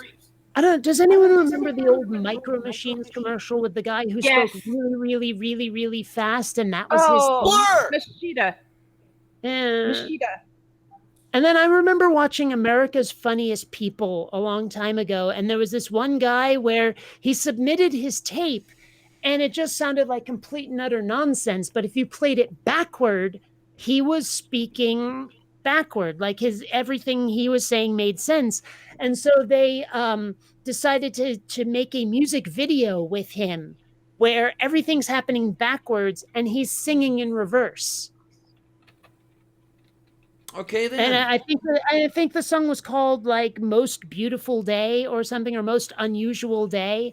He's like walking along going, it's a most unusual day. It sounds weird though, because, even speaking backward doesn't sound quite right because the emphasis is on weird places when you're speaking backward like that. But it was yeah. So, I don't know. So you get high out of your mind and play the video backwards and everything's fine. Okay, I'll get started. I need to be drunk in order to. Okay, look at side chat. What you got in the side chat here? Well, that's sumptuous. Okay, so the Greeks and the Romans had rules about who could wear what kind of formal wear. and it actually defines formal wear in their laws. They're called sumptuary laws. Hmm. So I thought maybe I thought maybe going with sumptuous. Actually, well, I'm looking at what you wrote, and opulence seems like the like root of the word opulent, which would make sense actually. and that's why I went the direction that I went. Was I thought that maybe you could take one or both of those terms and use them, because I know you said that a lot of phobias are both Latin and Greek. Mm-hmm. But those were the two that looked like you might be able to play with. Well, I like the the opulence part. My question then is, how do you, because without the vesta part, it doesn't refer specifically to clothing. So would I put vesta opulens or opulens veste? It doesn't really matter because word order doesn't matter in Latin. Oh. That's why you have all of those.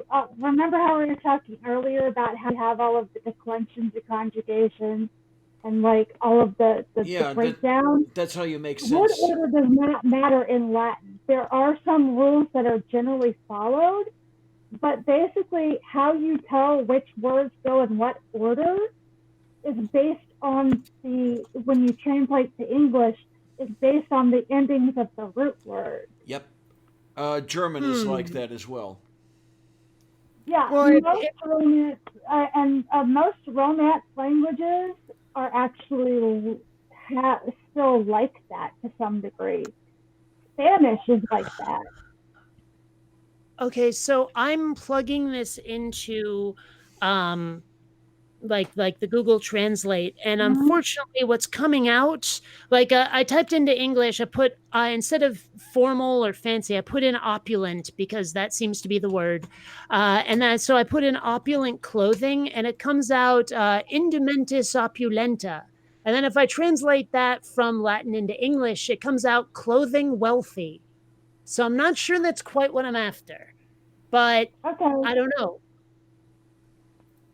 Well, like I said, it was just offering maybe play with that a little bit more.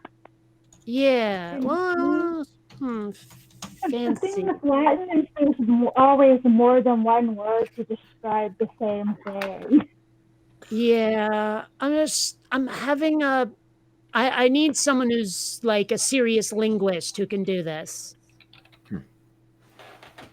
Oh well. Someday. I'd say what I really want to say, but well, let's just say that's for a different show, not here. Okay. I don't know. I mean I'm wondering if I'm the only person in the world who is repulsed by formal clothing. Probably not. But I mean, apparently there's not enough of us for there to be a real term. I'm almost surprised compoundophobia is a real thing. Mm. No, of course, who was it? Steve Jobs, I think, had it, and that's why he was always wearing turtlenecks instead of like button down and tie. Okay, then. Now, the actor who played did the Micro Machine commercials, that was John Moshida. Okay. He also played Blur in the original animators, the Transformers, the animated movie, and the TV series. So I'd start singing, but I'm afraid I'd knock Diana off the air. No singing, please.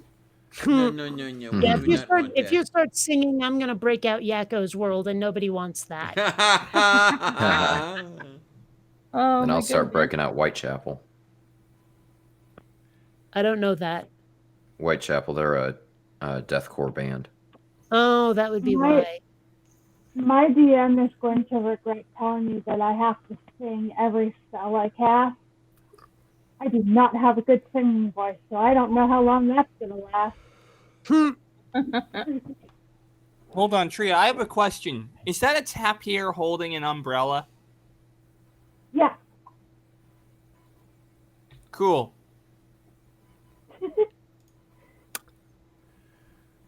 Yeah. It's basically safer under the Ace umbrella. The papers to piss off Mormons.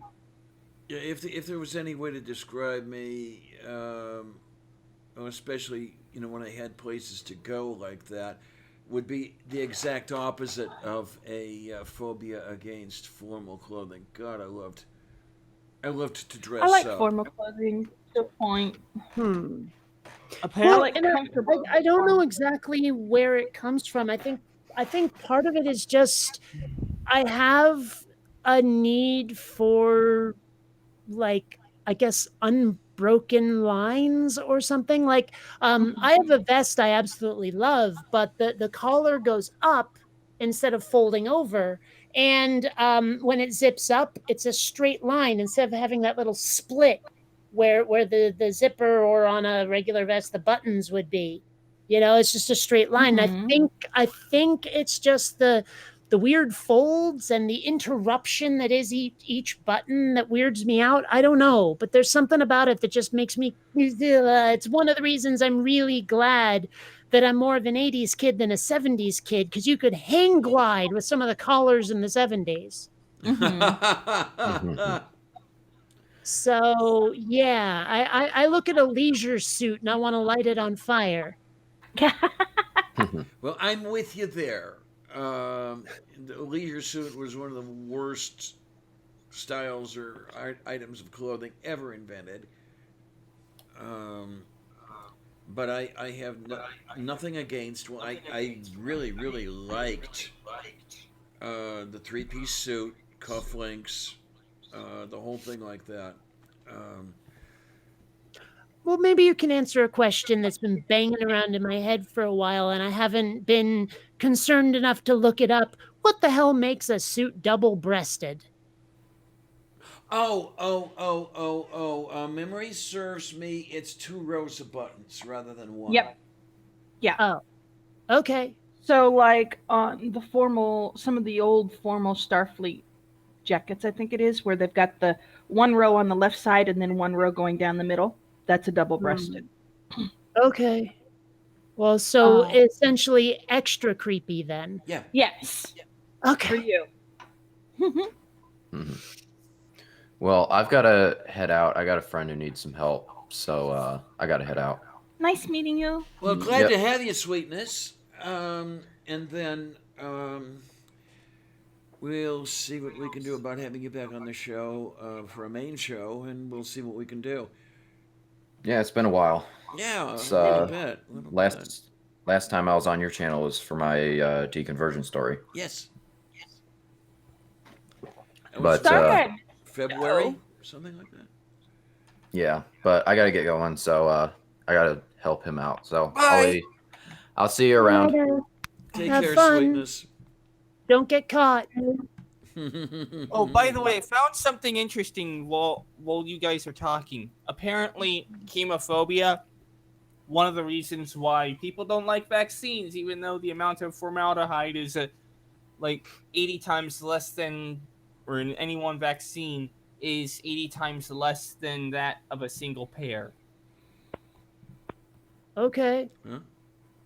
I don't know. When you say chemophobia, I'm picturing people who don't want their cancer treated, but I understand what it actually means. I'm just saying that's what it sounds like. And wow, we must be super, super, super delayed, because ancient Moananandinanida just said Yakko is the shit. I'm like, I mentioned Yakko's World like 10 minutes ago. How much delay do we have on the stream? It wouldn't YouTube live stream seems to be messed up.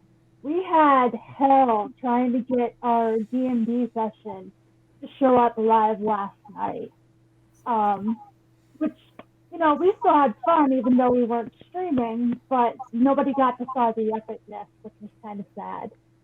It wouldn't surprise me that this is a redo of something I had a while back, not that long ago, but a stream I ran had a delay of 6 minutes. I Yikes. counted. So this might be another one like that, and yeah, I don't know if it's YouTube's fault or if it's my fault for the software I'm using, I don't or know. I'm kind of thinking that it might be YouTube's fault because, like I said, we had so much trouble with our live stream last night. It wasn't even funny. So I'm wondering if they're tinkering with changes in the background to see how things D&D. work. Oh, I miss D&D. It's not Yeah, I fair. need to find a good RPG group. One thing I've noticed is that because San Diego is so spread out, just about everything I want to see or do is in the middle of frickin' nowhere. Well, And that's one of the reasons why I need to finally get that motor scooter, because then I can get out to places like La Jolla to play D&D. I really miss RPGs. oh So God, yes. And the problem for me is that I don't know anybody in mhm. my. I've been here almost. It'll be 2 years in December, and I don't know anybody. Well, And there is a it's not safe to go out and meet people anymore. Well, here's the thing. Do you have a gaming store anywhere near you? Because I recently found a gaming store that has like just an RPG night. You can sit down at a table and people will just play with you. You can join just about any game as long as you get there at the beginning of it. And they have a sign up sheet for contact info. I want to get into a game. Here's my name and my email address. So that is always an option, is just to go to the store, ask the owner, hey, do you know anyone who needs a gamer? The only game stores we have in Crystal River seem to be Redbox. Seem to be what? Redbox. That's Wait, the only thing listed. Redbox. what Is that that, is? I thought, It's a video. It's a video. You go to the store, you purchase a video, it drops out of a slot, and away you go. Oh, that's I mean, what I I thought thought it that's what it was. was, Okay. but Yeah. I don't see how that has anything to do with gaming. Game It's what's cartridges. listed. Oh, really? They have games as Mm, well as yeah. DVDs? Okay. Yep. Someone's echoing really bad. Yeah. I'm not sure who. It's me. Well, it could only be one of, let's see, 5 people. Yeah. It might be me. No, the closest place would be Spring Hill, and that's 45 minutes away. Oh. Yeah, I kind of figured you're in a more spread out area. Yeah. I happen to live in a big city, so I can think of like 10 places I could go offhand easily, just on my side of town. Mm-hmm. And also, gaming is more accepted in my area than it is farther south. It seems like, Yeah, unless it's you. Yeah, it's definitely Mom NATO. I can see what Tria is saying. Like being, you know how you get the circle thing when someone's speaking. Yep. I see what Tria is saying in Mom NATO's circle there. I don't know why it happens, but it does. Are you listening with headphones? How close is your mic to speakers? I'm with the headphones. It's a headset. Well, then it definitely doesn't make sense. Yeah, I've had this problem. It has something to do. I don't know what it is. I have this problem with Ventrilo. I have it with everything. It's something to do with my computer, and I don't know how to fix it. But it doesn't happen all the time because it wasn't doing it earlier. Right. And I hate intermittence. Now, it's not doing it now. It kind of is, but not as bad as it was. It has to do with whatever I'm looking at online then. Because the minute I closed the Yelp, it stopped transmitting. Oh, maybe that's it then. Oh, vey. Is it my no for this to knowing to making? I don't know. Apparently, the cheese toast I had for breakfast was not sufficient. Of course, it's almost noon for me. I might have to get food soon. Of course, the number of times I've said that and then I don't get food for 3 hours is, Yeah, that's not so. I think that I happened don't last know, week, but didn't it? maybe.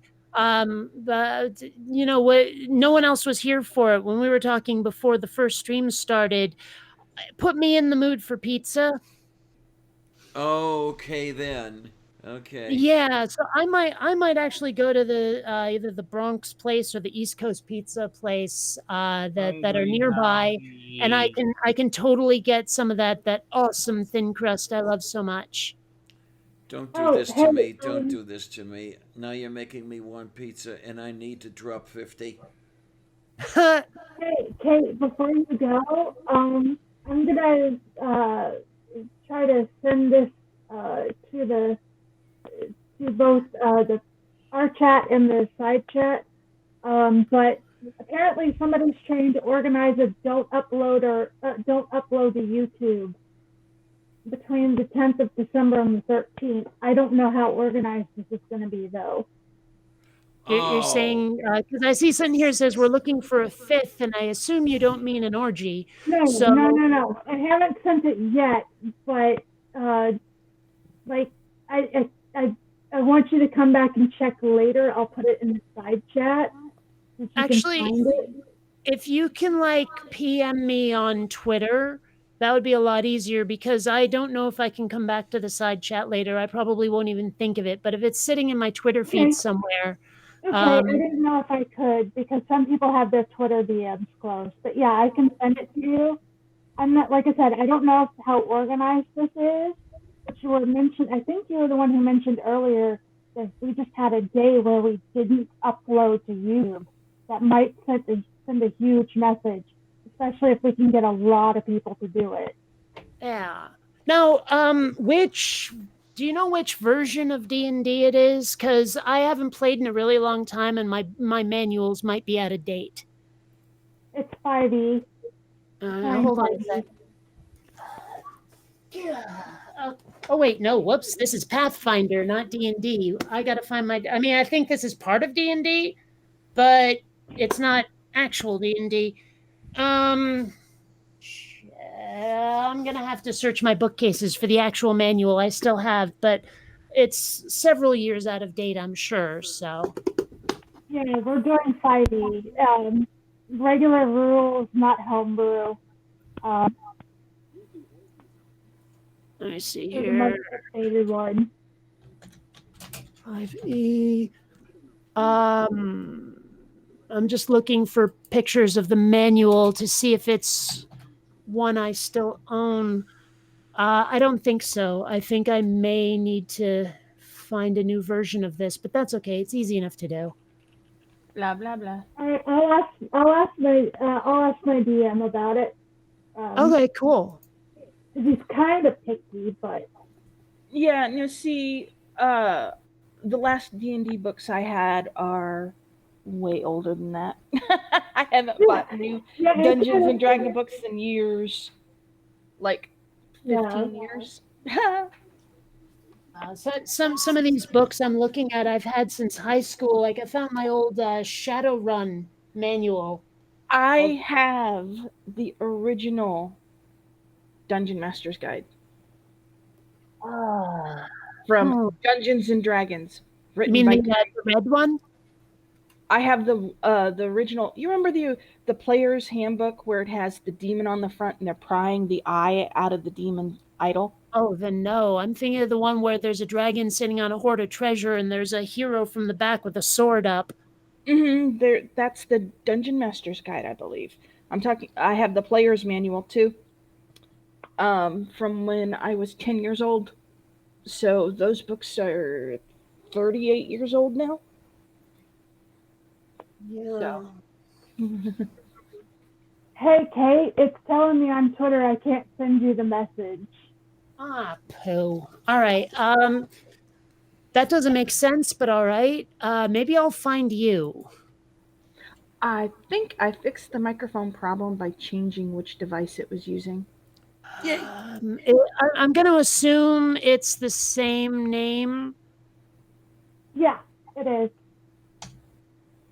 Then I may have misspelled it. Hold on. I did. Yeah, It's actually kind of easy to misspell, yeah. Well, the vowels are easily transposed from one to the other. That's Try Teo. Yeah, like I had the E as an A. It is a made-up name. It's just basically a bunch of syllables I like the sounds together. So Okay, I just sent you a private message. If you can respond to it, then we can have a thread. okay, give me just a second. I'll see if I can respond to it. Oh man, why did you refresh on me? Twitter.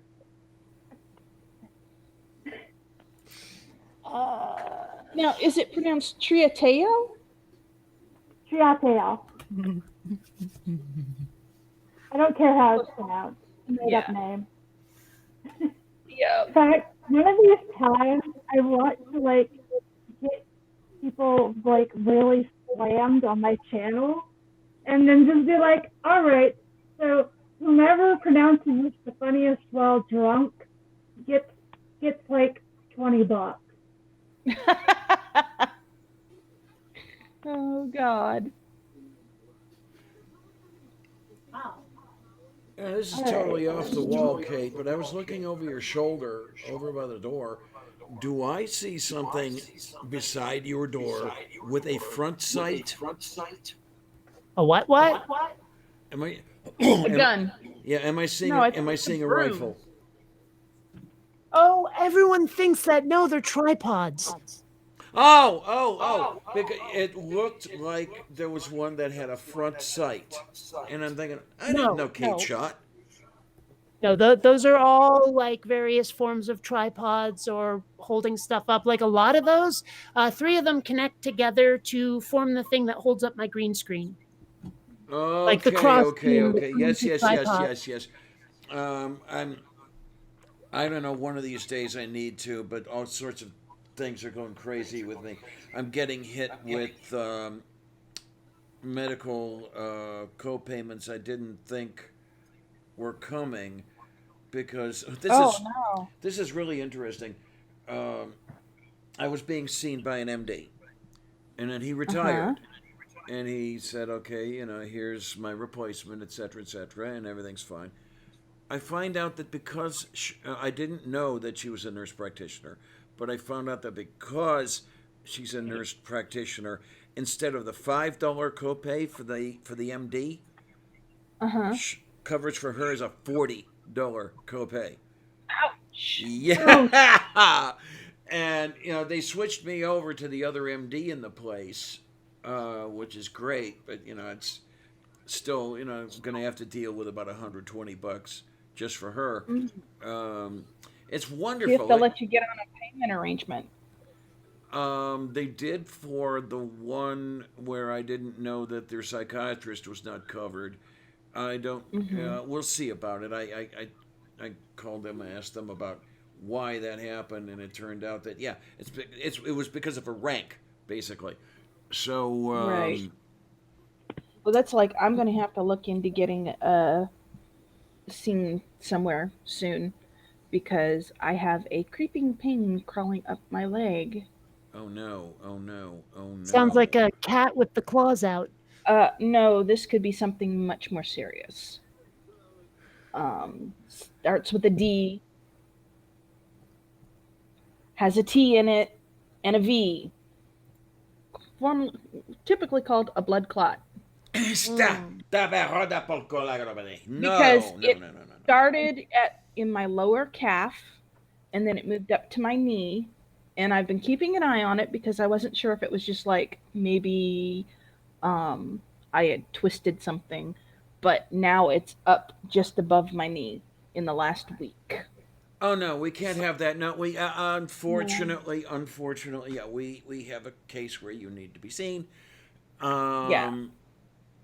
Thankfully, I do have medical insurance now, but I'm thinking I'm going to talk to my mom tomorrow and ask her to take me to like Seven Rivers Medical Center, which has an ER, because this is kind of sort of an emergency. It's not I don't want to be seen by just a doctor and have them go, oh, well, here, let's put you on some medicine. We're not sure what it is. But if I go to an ER, they can do like an ultrasound. And they can say, yes, it's a blood clot, or no, it's not, because that's a deep vein thrombosis can kill you. Yes, absolutely. If the blood clot comes loose. And the fact that The thing is I don't have any redness. I don't have any swelling. All I have is just this pain that when I walk and stretch my leg out, it hurts, or if I press on it, it hurts. But Oh, go on. Sorry, I but thought you deep were done. vein thrombosis don't necessarily have to have any warning signs. Yeah. So I'd rather go to an ER and be seen and have them go, okay, this is what we know, this is what we don't know, and hope that my medical insurance will cover it. Because Oh, if it man. doesn't, then Well, I have medical insurance now. And can look up on their website. I think ER visits are covered with a copay. I just don't know how much the copay is, and I don't have any cash right now, but I can arrange billing. Aha! I found it. This is the player manual I was talking about. Yeah, that's the soft cover. Mm-hmm. It's not. I'm talking about the original hardbacks, the first ones that came out. Well, I this is have the one I one. was thinking of anyway. I Yeah, knew I still had this. yeah. That's an oldie. That's definitely an oldie because it's not the advanced D&D. I have the original hardback where it's shows the player's handbook where there's a demon idol, really tall demon idol, and these characters are climbing up on top of it, and one of them is a thief and he's prying out the eye with a dagger. And you're just waiting for the demon's hands to reach up and grab him for the sacrilege of prying out his eye. Funny All thing, right, I then. am finding just about every manual I have, except for the most recent player manuals. I see Dungeon Master guides, I see Monster guides, I see Shadowrun, I see Cyberpunk. Hell, I even see the ElfQuest role-playing game, but I cannot find my D&D player manual. I have some of the original Hell, there's sheets. all my World of Darkness First stuff, too. monstrous manual. Do you remember the white binders that formed the monstrous manual? I remember a monstrous manual. I don't remember white binders. Oh my goodness. The original monstrous manual for Dungeons and Dragons with two huge white binders with 3-ring binders that you put the pages in because you could buy them separately in packs. God, seriously, there's all my old World of Darkness stuff. I see Mage, I see Vampire the Masquerade. Never Yep. did have Werewolf, though. I have werewolf, I have vampire. Oh my god. They're all packed away still in boxes because I don't have any more bookcases to put them in. And Oy I mean, hell, vey. I see Amber, I see the Tank Girl role playing game, Oh, but where the hell is all my D&D stuff? I have Rift World, I have Palladium. Oh my god. I have them all packed away though, so I can't name them all. I think I probably have 40 role playing guides and role playing books from different games tucked away in boxes from when I moved because I don't have any more bookcases. I left all of my bookcases behind when I moved except for one. Oh, And I no. swear, oh They well, would when I moved to San Diego, a bunch of boxes got lost, and a lot of it was my DVDs. You have no idea how pissed I was. Oh god, how'd they get lost? I don't know.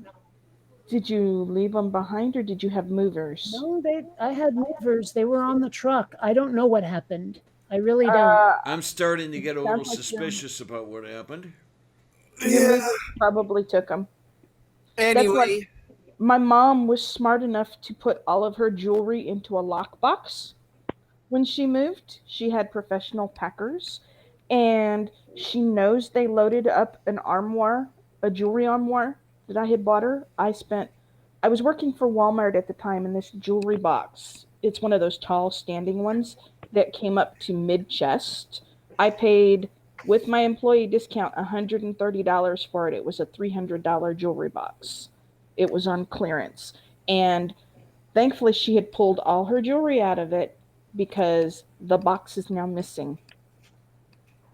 Oh, when my family has been talking about moving for a while. We don't know when it's going to happen, but like, there's always something that could come up that could prevent us from moving.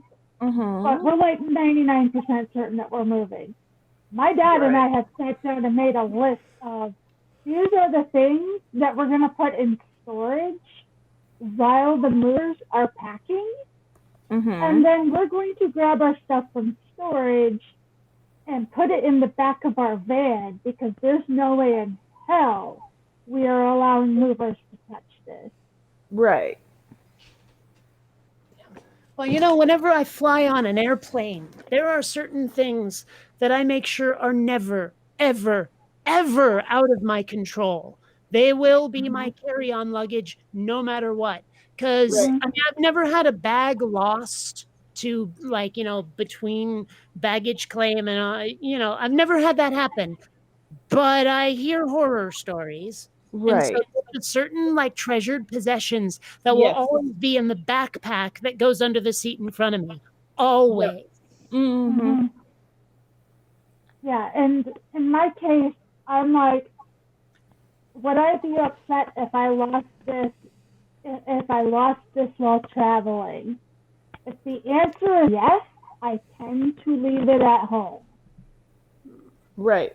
Well, when we were packing up to move, I packed all of my important stuff myself. So that, and I had been packing for like a month and a half before the movers came to pack us up. So everything that was important was already packed and put away into other boxes so that the movers never saw what was in the boxes. And anything they packed was not important stuff. So yeah, well, my mom had absolutely no choice because she didn't really have the money. Right. But my mom only had to move, I think, twice while Dad was in the military. If I'm remembering right. But on the first move that they had, my mom's wedding veil was lost in the move. Yeah. And some of her heirloom items were lost in the move. Yep. And from then on out, she didn't trust. She's like, I don't trust anybody to move my stuff except for me, and possibly my husband if he's following directions properly that day. Right.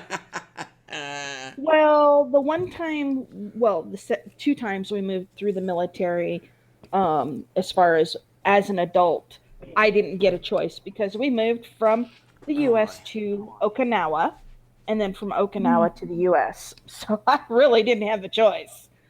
Anyway,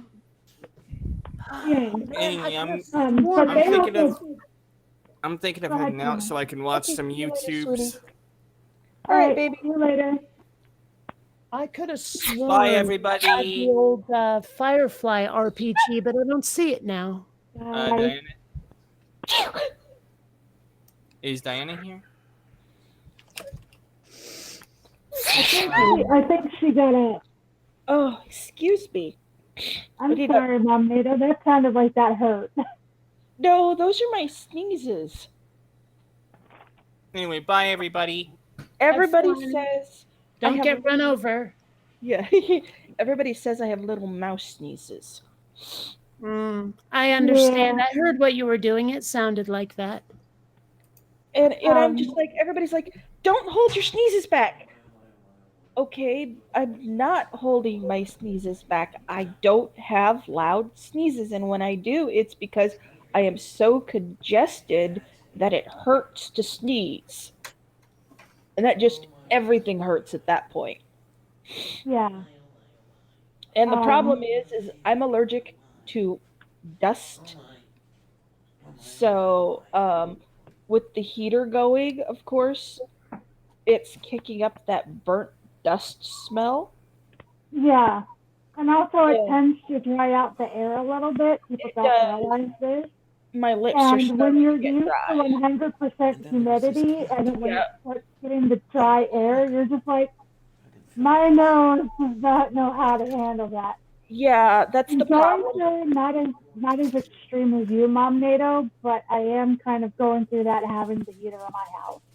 Well, the worst of it is over. It's just because it's doing the warm, cold, warm, cold, warm, cold. That's what's triggering it because we don't have the furnace on all the time. And then, so we get periods where there's no dust being blown around. And then we have periods where there's dust being blown around because my house is dusty. It's always going to be dusty, no matter how HEPA filter you do it. I've got 3 animals, they kick up dust. Um, and nothing's going to stop that. So, yeah. All right, AFK for a minute. I just realized my dog is still outside. I need to go let the beast in. I'll be right back. I just found my old character binder with like tons of D&D characters and shit in it, and I'm just going like all nostalgic on this shit. Yep. I kind of noticed you were. And the moment I mentioned something, you started looking for things. Yeah, it came up. Wow, there's a drawing I did ages ago that's like the one I'm most proud of. My goodness, all this stuff. Man. Well, I didn't start D&D because for a long time because I was kind of really nervous to be new, and I had heard horror stories from other people in the area about how newbies are often treated. And unfortunately, while I have not been treated poorly myself, I'm back. welcome back, Mom. I have been warned sometimes by other girls who still play in this area that unless you have a specific DM, girls are not always treated right in D&D. Oh, God. Yeah. Because even if you don't have somebody who goes, ew, we don't like girls, a lot of times girls are not taken seriously. Yeah, you have to literally play the Amazonian bitch to get taken seriously. Okay, you guys need to move to somewhere a little more civilized because I've never encountered that.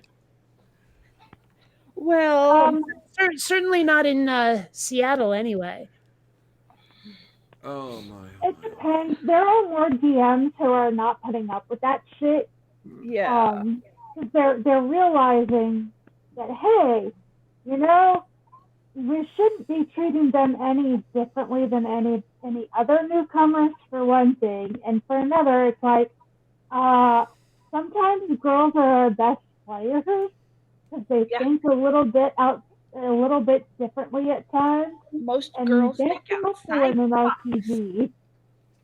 Well, also, Game Empire, the store I found in San Diego, is run by a woman. So if people can start treating chicks badly there, I think there will be consequences. Anyway, I think I'm going to go. I got other stuff I really ought to be doing. So I will catch you evil geniuses later. Have fun. Go get some food. Thanks for coming Go by. get your pizza. See you later. Thanks for coming by, Kate, and thanks for your Sure. input on the main show. Seriously, Our very teacher's important, name. very important topic. So take care, be good, or something. I'll do one of those. Okay. I can't guarantee the being good. Okay. All right. Oh no, be Good evil. or don't get caught. It's more fun. Being evil is much more fun. Let's see. What was it that let's see. There's a meme that I really like, and it's Doctor Who one, and it's got the master on it, but it says, "Knowledge is power. Power corrupts. Study hard. Be evil." Yeah, something like that. Um, I'm sorry I missed the show, Diana, but my butt was knocked out with sinus medicine. I Hey, was these in are the the way- nice. Yeah, this is the way drug it goes. I zone. mean, seriously, it's fine. I'm not gonna cry too I know, hard. but I wanted to be here because movie night didn't happen, and it's like, Oh man. she needs to have a second to run when she's got a migraine. I'm not gonna. Because they delayed it from Friday, and then they delayed it Saturday, and it's like, I miss my science strike force. I'm not. I had fun last week. I'm not going to say a word. I'm not going to say a word. Um, Hmm. yeah, I the love you, topic is Diana. important, but I think it's stuff you already knew, Mom. Hmm. Because you've been in on these discussions, and Hmm. did we ever bring up anything that we haven't already complained about earlier I had in no. the actual show? Yeah. Wait a minute. What was this now? Did we bring up anything in the actual show, not the after show, but the actual show that we hadn't already kind of complained about before? I don't think we did. No, I think it was mostly reruns. Yeah. I mean, Yeah, so you it's didn't stuff really that miss much, Mom. it's stuff you Okay. can't bitch about too much. Well, see, I didn't get to read what I just saw. It was 1:30, and it's like, oh shit! I missed coffee with Lavender. I've got to log on. At Yeah, least check Yeah, in well, with the no, after show. I'm guaranteed to go for several hours. I mean, I'm trying to keep it. I'm trying to keep it a little bit less than 10.5 hours, but Yeah. Well, I think it's just the fact that, when women get together and they want to bitch, they can find so much to bitch about. And it's so much fun. oh yeah, oh yeah. And, like I told you the last time that we had that 10-hour show, you guys are, no offense to my son, you guys are my adult conversation. I get it. I get it. I I get Yeah. that too because even though I do get adult conversations from my dad, he works a Mhm. lot, which is It's why I not. have kind of the freedom to do what I need to for Hufflepuff, and I love Hufflepuff. She's my best friend, but there are times where I need something a little bit different than what she can communicate. Yeah, Mm-hmm. exactly. Yeah. And I love Yeah. my kid. And he's very good at talking to me, but he doesn't. There are just some things I'm not comfortable talking to him about. Well, in my case, Hufflepuff is partially nonverbal. She's Right. partially Well, nonverbal. Um, yeah. Well, in she, with with Tornado, I can try talking to him, but then he'll go off onto this tangent, Yeah. a tangent Yeah. rant, yeah, and that's not what. he's got his special interest. Well, it's not just that. It's if I'm talking about something that particularly, and Diana's heard him do this, that particularly irritates or irks him, he goes off onto a rant about it, and it's not necessarily the rant I need. It's Right. Right. Mm. and it, And it's not to his discredit or anything like that. right. I mean, it comes with the territory. You know, Yes. we get this. Um, but Uh, yeah, it's occasionally kind of nice to be in a it, situation it where that does not happen. Yeah. yeah, it's nice to talk to people who I can sit there and go, this is the situation, this is how I feel, help me work this out without a rant. And it's like, okay, we can do that. Mm-hmm. Mm-hmm. Mm-hmm. Mm-hmm. Yeah. Oh, I found out, this is something for you to look about up, Tria. Mhm. The Department of Elder Affairs and Disabilities, they do caregiver subsidies. And I don't know if you can get that with your the Care Plus ADP, but you might Yeah. try calling them and see if you can apply Okay. for more caregiver subsidies. Okay. I That would haven't be helpful if I could. I haven't looked into it yet, but this is something I got through the United Way, their 211 line, which Okay. there may be more stuff. You need to call the United Way and if you need some help with anything and see if they can help you because the United Way help that I get is going to be different from what you can get because you're in a bigger area. Yeah, and also if it doesn't conflict with the ADP, that would be really beneficial. Hmm. But if you Honestly, if I just got even $30 more a month, yeah. I would be going from staring at my bank account, going, "How am I going to make it?" Mhm. versus like getting through and not having to worry about what bills I can and cannot pay. See, that's the thing is because I own my house, I'm lucky enough that I don't the only thing I really have to keep an eye on is that I have to know that I need this much money every month out of hit talent tornadoes SSI to cover all the necessary bills, all of Mm-hmm. the electricity, the internet, phone, TV, what is it? Water, trash, sewer, homeowners insurance, and the insurance for my car. And let's I not. only have 5 bills that are going to come out every single month. Well, you are putting away for real estate tax, right? Not yet. I don't have the money for it. Okay, yeah, this is where things get really interesting. Mm-hmm. Right. Well, see, the taxes that they charge, my taxes are 500 and some odd dollars a year because I'm a homestead. Okay, I then. own the house in Florida. What that means is homestead taxes are half of what your normal taxes would be because you are living in a homestead, but you have to live in that particular property and you can only claim one homestead. Yeah. So, and that's why my mom gave me, she didn't sell me the house, she gave me my house because she couldn't stand to live in it. She couldn't Yeah. stand living in this house because my grandfather shot himself in this house. And that was her dad. So she couldn't stand living here. So she bought another house, gave me this house. She claims homestead taxes on her house, and I get homestead taxes on my house. As long as I pay the taxes by March, I think it comes to $536 a year. Okay, Versus, so a little less than $50 a month. yeah, but I don't have that $50 a month right now. Yeah, that's why I'm looking into the caregiver subsidies because that would cover taxes, I hope, and it will also cover, oh, gee, the money to mow my grass every month. Yeah. In my case, I have my dad has basically sat down, calculated the bills, and said, "I need X amount from each of you girls, and I can handle the rest."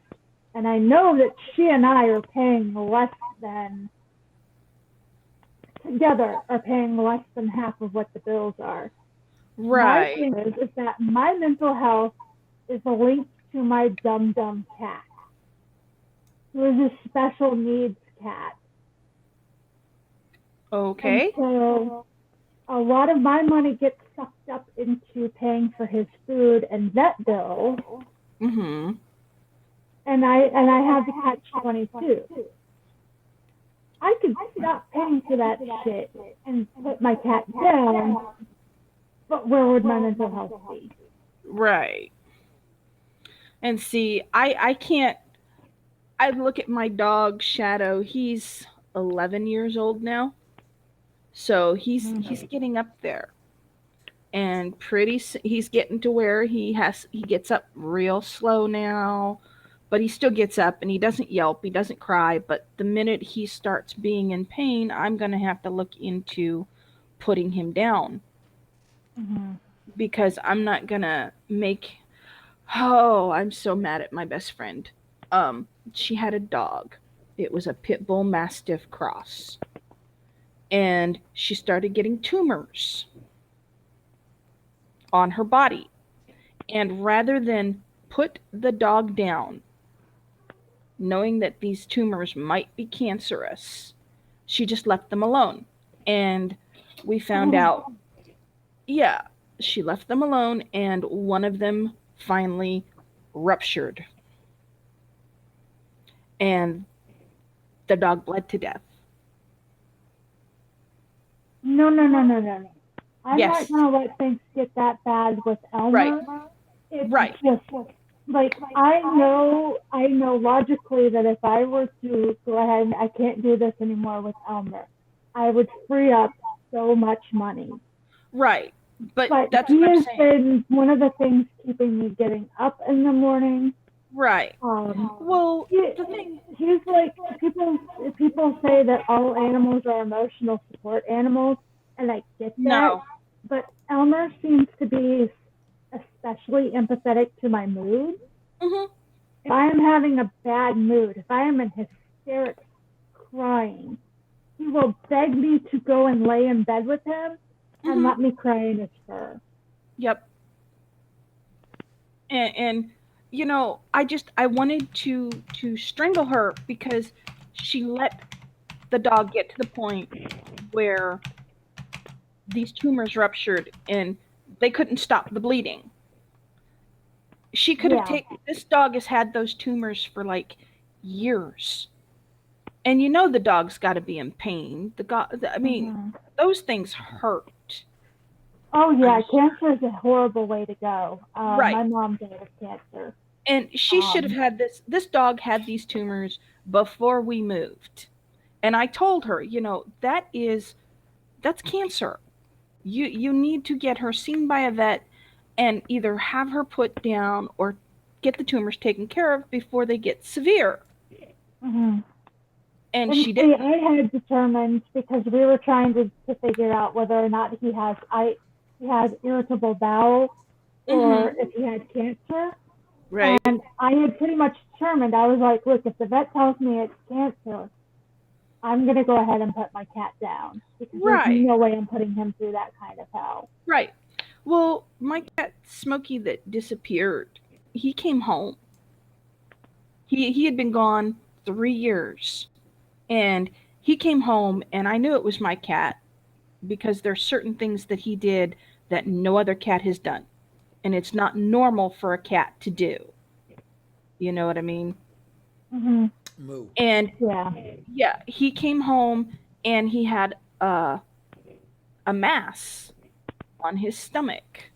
So I took him, even though I couldn't afford it, I took him to the vet, and the vet said this could be one of either two things. It could be a fatty mass, which we can take care of, or it's cancer. So you need to decide what you want to do. The cat is not in good condition. I mean, he literally, we're pretty sure he came home to die. You know, he was not in good condition. He had not been living well. So even though I could not afford it, I told the vet to go ahead and just put him down. And the vet's like, okay, here's what we're going to do. I know you're on a fixed income. You can make $3 payments every 2 weeks to pay off the cost of euthanization. It's like, okay, I can do that. I can do $6 a month. And he's like, Yeah. I'm not going to charge you any taxes. I'm not going to charge you any interest fees. All you have, because it cost me $120 to put him down. Yeah. But they were The high cost they of dying. right, but they took his body. They weren't going to just use him as an experiment. They actually had a area outside the city where they have a pet cemetery. So they actually took him to bury him. That's why it was so high. So I was like, okay, fine, that works. Because, if he's got cancer, a lot of times they'll want to take the animal and do experiments on their bodies to find out for like cancer cures for animals or people. And I wasn't going to let him do that. So I had the option of letting him be used in experiments or having him buried. I had him buried.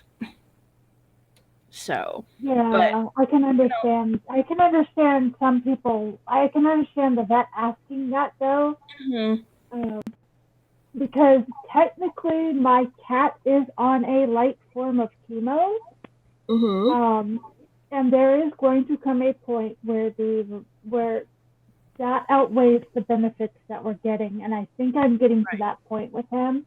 I'm watching carefully.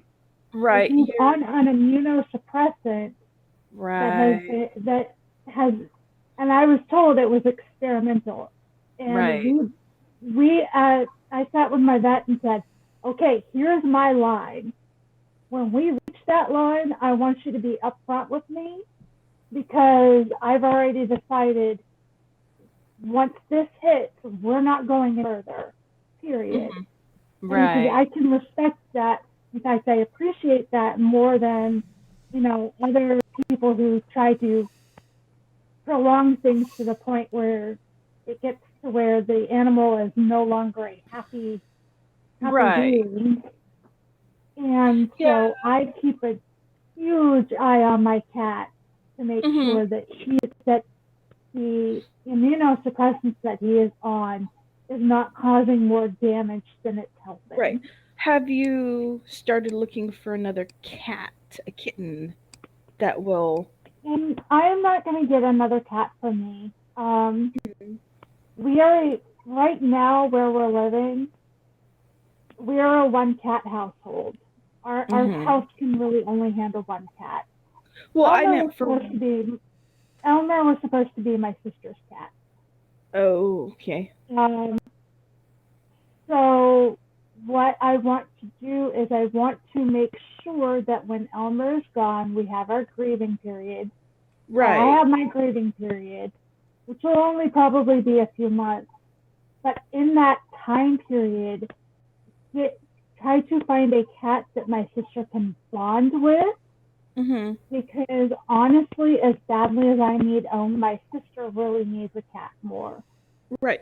See, when I put Smokey down, it was devastating for me because I had gotten him as a kitten and I had raised him to an adult, and then we had extra people move into our house, and their daughter Catherine kept shoving his head through the screen door, through a hole in the screen. So he took off.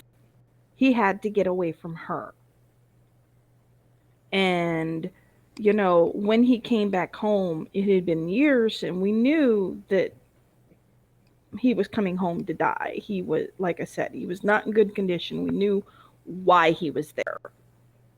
And the next day after we put him down, there was this little cream and orange sickle kitten.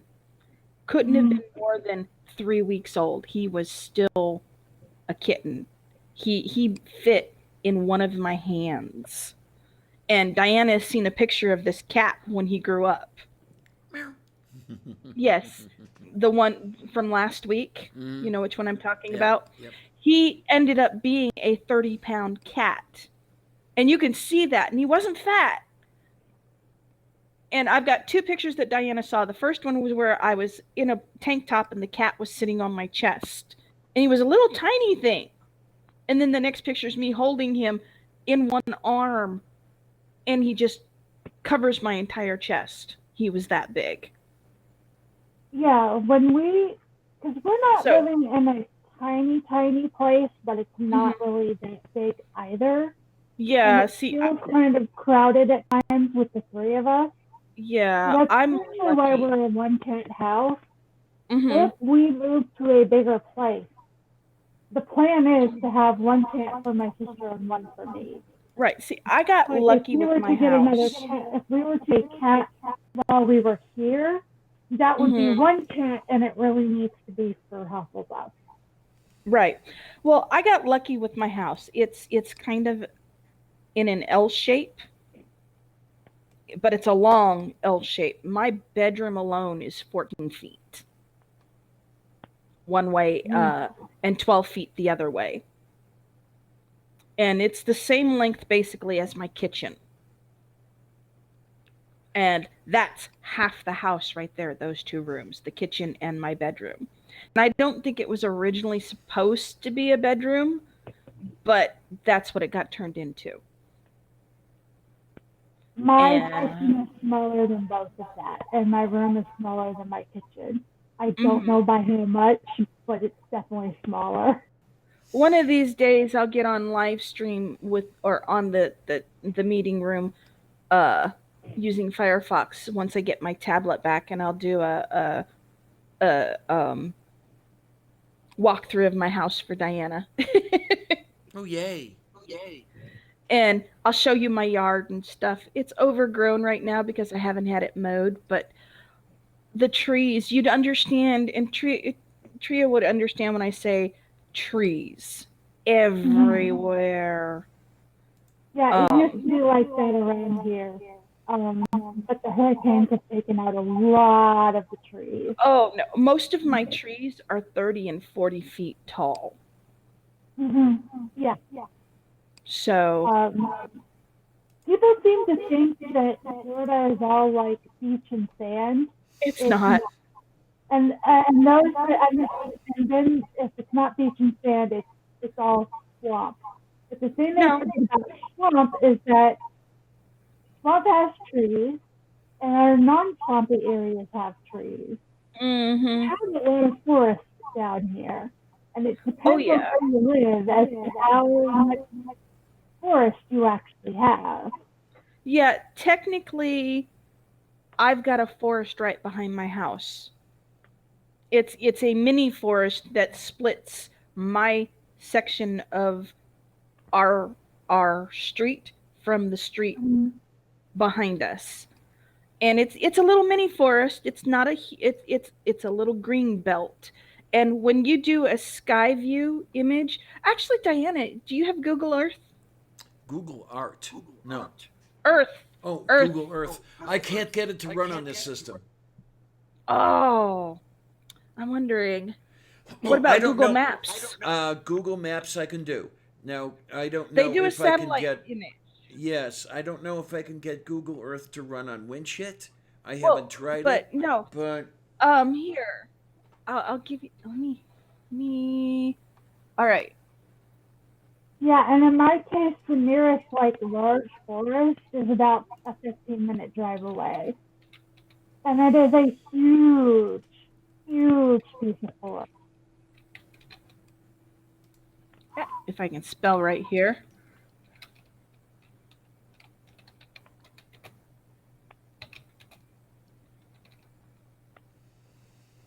Okay, Diana. There. That's my address. Look that up on Google Maps and do a satellite view. wait a minute here. Did you? Oh, you put It's it in in chat. the. Okay, wait a minute.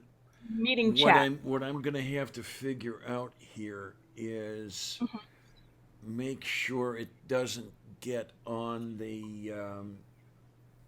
Make sure it doesn't get on the camera. Okay, hang on. Okay. Well, no, I just figured you'd look yourself and you could see. That'll give you, because if you do a satellite view, it'll show you the amount of trees in my house, around my house. Okay, let's see if we can do this quickly here. Okay, get that out of the way. I've got it copied. Now I'll go over to the whatever it is. Google Maps. With the thing. Right. And one of the things that you can do with Google Maps is it'll give you a satellite view. There's an option for a satellite view, which will show you a physical image from a satellite view. And that will give you an idea of what Crystal River looks like. Oh, I see what your property looks like. Wow. See all the trees? Is there tree and there tree and there tree and there tree and you see that little white leaves? Yeah, you see the little white bit of building? That's the house. Yeah, that's the front of the house. You can't see the rest of the house because of the trees. And I've cut down 2 trees that covered the left side of the house because of the Hurricane Irma. There's a whole there's a whole lot of green going on here. Yeah. And I believe that's an image from this year. It says copyright 2019. Yeah, that's from this summer. So now you know what I mean when I say I have trees. And no, I don't know what I just said. Really, I don't. Yeah. And it's just, I love the property. that keeps my house. Now you can see why I say my house, my air conditioning bill is not super high in the summertime. Yeah. I mean, I pay. We've got two people here that have computers on all the time, and because of the amount of trees, we always have to have the lights on in the dining room because it's so dark. There's only one window in the dining room, and it doesn't let in a lot of light. Um, my kitchen, when I'm in there, even during the day, most of the time I have to have a light on because of it's dark. So my electric bill for two people plus the air conditioner, um, plus all of the two computers running, plus anything else that's plugged in, runs $200 in the summertime. That's not bad for Florida. That is not Okay, bad for that Florida. would keep me the hell out of Florida. Yeah, but I believe that we pay during the summertime to keep our house cool, like just the house itself. mhm, There is I think it's a $360 difference between when we have our tiny little bit of fall, I haven't or it's decided. winter, We'll see. uh, where it's about $350 Right. So of air conditioning. the egg conditioning costs $350 a month. Hmm. During the summertime, yes. See, Okay. that's what I'm saying. I'm on budget billing, so it runs me about $201 a month 12 months. throughout the yeah, every 12 for and what it does is now that I'm during the winter time, my utility bill will drop because I set the heat at 72. It doesn't go any higher than 72 normally unless we have an extremely cold snap and the house is still really chilly. So, because in this winter time, of course, you can bundle up, you can layer and be warm. Yep. Um, so my utilities will drop probably about $30. We. Well, hey, with budget billing, it keeps my electricity and everything at a certain level. And what they do is they do a 12-month average and then they decide what my bill's going to be throughout the year. Yeah. So, I think the highest I've had my electric bill go with budget billing was $210. But you also have to keep in mind that I'm paying $30 I think extra uh for uh what is it? The line coverage, the wiring in my house, and water heater. So if something happens and my water heater goes out, and it's because of the electricity, they'll replace my water heater. Which that's a huge thing.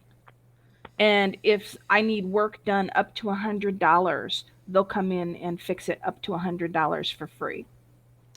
Okay, so that's an electrician for about 15 minutes. No, they don't charge me. Uh, um, uh, uh, what's the word? Can't think of the words. They don't charge me a home visit. It's just $100 worth of work. Okay, move. Yeah, so like I've got a line or a socket, a wall socket. All of my sockets for my house, the plugs, are all sitting in the walls. They don't put them down on the floor in Florida. The plugs. That's the word I'm thinking of. The wall plugs. You know what I'm talking about for your The female connectors. yeah. All of those sit almost waist high in houses in Florida. They don't sit down on the floor because of Okay, because flooding of the flooding. possibility. Mm-hmm. Right. So I've got one that is a hazard. If I plug anything into it, it sparks. So something's not correct. Somebody messed up the wiring when they fixed it the last time. So I've got to have them come in and fix that. I call them and tell them, hey, I've got a plug that's causing issues. They'll come fix it for me. and I don't have to pay anything. So, yeah. Or if, and this is one thing I need to look at, I'm going to try and find a ceiling fan for Tornado's room because his room is actually the warmest room in the house because he gets full sunlight. His is the one room, that little left-hand white spot that you saw in that picture. That's Tornado's room. Well, I'm looking at I'm still looking at the front of the house because that's Yeah. on the screen along with everything else. The one on the very left. Uh-huh. Okay, that's so. As your I know the where left-hand side of the driveway. Yeah. I know where to send the javelin missile. Okay. Yes. Yes. And I just looked up my address on Google Earth Mm-hmm. and didn't realize how much deforestation we had actually had in this area. Mm-hmm. Apparently, there's a lot less trees than I thought there were. Oh yeah, Crystal River, because of the natural springs, they've tried not to mess with a lot of the forests because we've got a lot of what's called water oaks, and they are a protected species of oak tree here in Florida. You are not allowed to cut them down without asking for permission, and you have to have a valid reason why you want to cut it down. Mm-hmm. And I have a big one at the back of the house that is actually on the neighbor's property, but it goes over my house. So that one is a concern. I was looking and I was like, that looks like trees. And then I looked a little bit closer on Google Earth and I was like, no, that's actually where the farmland hit. Mm-hmm. And I was just a little bit surprised, not so much that it had happened, but that I wasn't paying that much attention. Right. But that's one of the reasons why I have allergies, Diana, is all the trees. But I can't complain about them too much. I mean, the biggest issue is the palm trees and having to clean up all the palm fronds. I'm looking at them. Yeah, I'm on a street view now. Mm-hmm. Yeah, my house is just overgrown. It would cost me $50 just to get a person to mow my yard one time. Jesus Christ. Yeah, and most of the companies out here want you to mow your yard twice a month, so they want $120 to mow my yard a month. I can't afford that. Right. I cannot see how you would be able to afford that. Yeah. So yeah, I haven't had my grass mowed recently. I love my house, but you oh God, I'm tempted to sell 1/4 of my yard, let somebody do something with it, but then I'd have to deal with neighbors. Yeah, and all too often neighbors are just not fun. Scum. I'm terrible. Not fun at all. No. No. No. Okay, wait a minute here. Yeah, okay. There's the thing, and there's the thing, and there's the other thing with the thing on it. Yeah, okay, fine. Okay, the thing with the thing and the thing. And the thing Which on street? it. Don't forget the thing on it. Okay. The thing on it. Okay. But if you go around that corner where it, if you go down to the right and around the corner, because there's a corner there that you can travel along, you can see the back half of my house. Okay, okay, we are over there. Yeah, I see the the turn. Right. I'm see if you getting can skirt around the turn. I'm getting the tour here. Yeah. Now. Okay. Did you take the turn? Yes, I you did. Should see. a green shed in the back, right? Yes, yes. Okay. You see those three sets of, or it's two sets of windows. If you go two windows down from the shed, you know what I'm talking about? Now wait a minute. I'm trying to look at this. Are you talking about the windows on the house or in the shed or On the house, on the on house. the house? Okay. You got the vidno is over there all the way on the left. You got the vidno all the way on the right. And I think so maybe Hmm. do I see the vidno in the middle on that? Yeah. Okay. It's a double set of windows, basically, on the back end of the house near the shed. Yeah, let me take another step down the street here. And okay, I've got a better view from here. Yeah. Um, so you got the pane on the left and the pane on the right. Right. That is one of my bedroom windows. But that there's going to be a smaller or a single window down from that double pane set To the left of it. to the left of it. Yeah. That's the kitchen window. Oh, And the okay. So kitchen your window, bedroom and the kitchen share a wall. yes.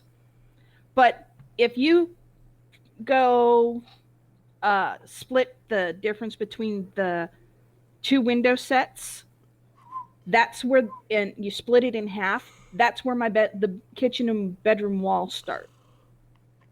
Now the fun question That gives you, is it a wet wall? no. So you're not going to get flooded out if you punch through it somehow. Oh well. No, but that gives you an idea of just how big that entire back half. If you split it between the two split it in half between the two windows, from the single window and the double window. If you go into the middle of those two windows, that's where the bedroom wall starts. So that gives you an idea of just how big that back bedroom is. That would be very moo. Yes, it would definitely Mm-hmm. be moo. Right. I want to get paint and paint the inside of that bedroom pale lavender. Hmm. Purple it's my feel good color. So when I'm feeling down and I want to be happy, I'll grab I have purple clothing that I put on to make me feel better. Um, yeah. Okay, but does that charge your purple chakra or what? No, it doesn't charge my purple chakra. No, if I want to charge my purple chakra, I get out Bob. Yeah, there Because you Bob go. is purple. Because Bob is purple too. There you go. After all, our spiritual guardians, guides, are vibrational beings. I'm still getting a kick out of that. Talon listened to that the other night. He was listening to that, and we were just going over, and he's like, "Oh my god!" Hey, Mom Nato, I left my Yeah, I see that. address in the chat. Challenger disaster, right? What about the Challenger disaster, One of the sweetheart? actors who had one of the people who had signed up for it was the guy who played Big Bird in costume. Yes, I know. And he was happy that he wasn't on the Challenger, but I don't want to discuss the Challenger. Thank you. That depresses me. It reminds me of how old I am. Reminds you of how old you are. Oh God, I can't believe it. My birthday's coming up in 4 months. Oh, Oh, boy, she might March. yes. It is just under 4 months away. Because the Ides of March comes after my birthday. Yeah, my birthday is coming up in 10 days. Oh, well, happy early birthday. Thanks. And I'm totally okay with me and my age, but I look at my sister and I'm like, how are you above 30? Well, I will be 49 in March.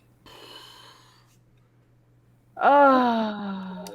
I I feel for you. I weep for you. No, you don't. Diana's like, why are the younglings complaining?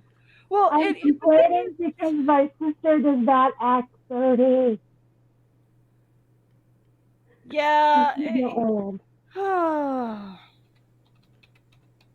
Okay, now I wasn't looking at this stuff over here, but so we were talking about taxes somewhere along the line, and Amiga Nut said, my taxes exceed $18,500 a year." Okay. Do you live in New Jersey? Good God. That's his property taxes? Holy shit.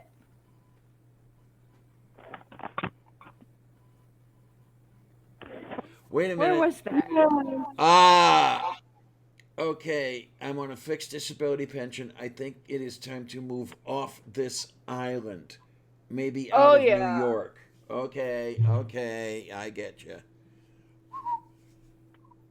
Okay, Oh my. personal taxes are different. I don't. We're on a fixed SSI income. We don't pay taxes for his income. So income taxes are different than property taxes. They're going to be more expensive. Yeah. Well, what I think And Amiga Nuts is also- trying to say is that it's very difficult to pay the 18.5 on that fixed disability pension. Oh God, yes. Oh, for the love of Saint Gulick. Yeah. Long Island. Well, and also, I think Florida also allows for you, if you're under a certain income, Oh, Long to Island. That get explains it. reductions on your property taxes. Do they? That's, I have no clue. I know that Jacksonville is trying to put protections in place, and it might depend on where you're living in Florida, but Jacksonville is trying to put protections in place so that if you own your home and you've owned it for a certain amount of years, that they've tried to decrease your property values from inflating, so that as far as taxes go, like your property values can go up or down depending. But they're trying to keep the rate at which older homeowners and people who have disability, they've tried to put things in place where it's like, if you own your home, let's not find ways to kick you out of it. Right. Well, see, this home has been here and in my family since 1960. My grandfather bought this home new in 1960. Yeah. And, Tornado is on disability. Jacksonville's ruling would say, you would not be kicked out of your house for not paying your taxes. Right. Oh man. At least what they'll do. Go that direction. What I don't know if that's the path. Yeah, no, what they'll do is they'll put a lien on the home. Yeah. And I have 2 years to pay that lien off. So, like 2018, I have until 2021 to pay off the taxes. And if it's not done by then, bye house. No, they won't take the house, but they'll put a lien against the property so I can't sell it. No, wait a minute. I thought you said that they would put the lien on, and then if you did not pay the lien within 2 years, something bad would happen. No, I spoke to them recently, and they said, no, I'm not going to lose my house, but that I need to try and pay the property taxes within 2 years, because it can get bad if you don't. And each individual year is a different lien. So You'd have to pay off multiple liens. Right. Talon!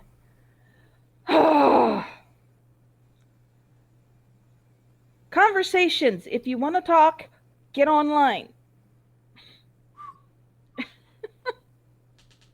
I love you, Yeah, I Kim. was just saying, Damn. they probably has something similar to where you can't sell the house, but at least they don't try to take it away from you, Right. um, unless you have, and this is happening a lot, unless you have unless you're uh, using your uh, it, the law is written in a way to where it tries not to punish individuals, but it doesn't give uh, people who own rental properties the ability to scam people out Right. of stuff. Unfortunately, that side of it does not go far enough. We have a Yeah. lot of slumlord problems in Jacksonville, um, Yeah. where they'll just overinflate the rent and push people out of houses because Yep. they know people can't pay. Then they'll improve the property once they've gotten rid of the people that they don't want, and Mhm. then increase the rate even farther. Right. Yeah, there's a name for that, and I forget what it is. It's something that's used with disturbing um, frequency to keep Section 8 out of a neighborhood. Right. Right. Oh yeah, they. In fact, one of my friends had to move recently because they see um, you do not have to in Florida accept um, the VA. There's a program with with the VA where they will pay your landlord. They'll give like a check or something directly to your landlord. You never Right. see the money. It just That's goes Section directly 8. to, yeah. And it's Section 8, but it's specifically for veterans. Right. It's done through the military, not through Right. um, the same. It works similarly, but it's not done the same way through civilian means. Right. And this place decided that they weren't going to. They had a 90% veteran um, rate of people living there and then they decided, oh, we're not going to accept the VA benefits anymore. We're not going to accept the check from the VA. And they basically said, you're here until your lease is up, but we will not be renewing any of your leases. Oh, And then wow. in the middle of it, I wouldn't say a extremely poor neighborhood, but not one that was doing all that great either. And a Right. lot of people were displaced and had trouble finding places to go because when you get that VA housing program, you Mhm. can't just move into any house. Right.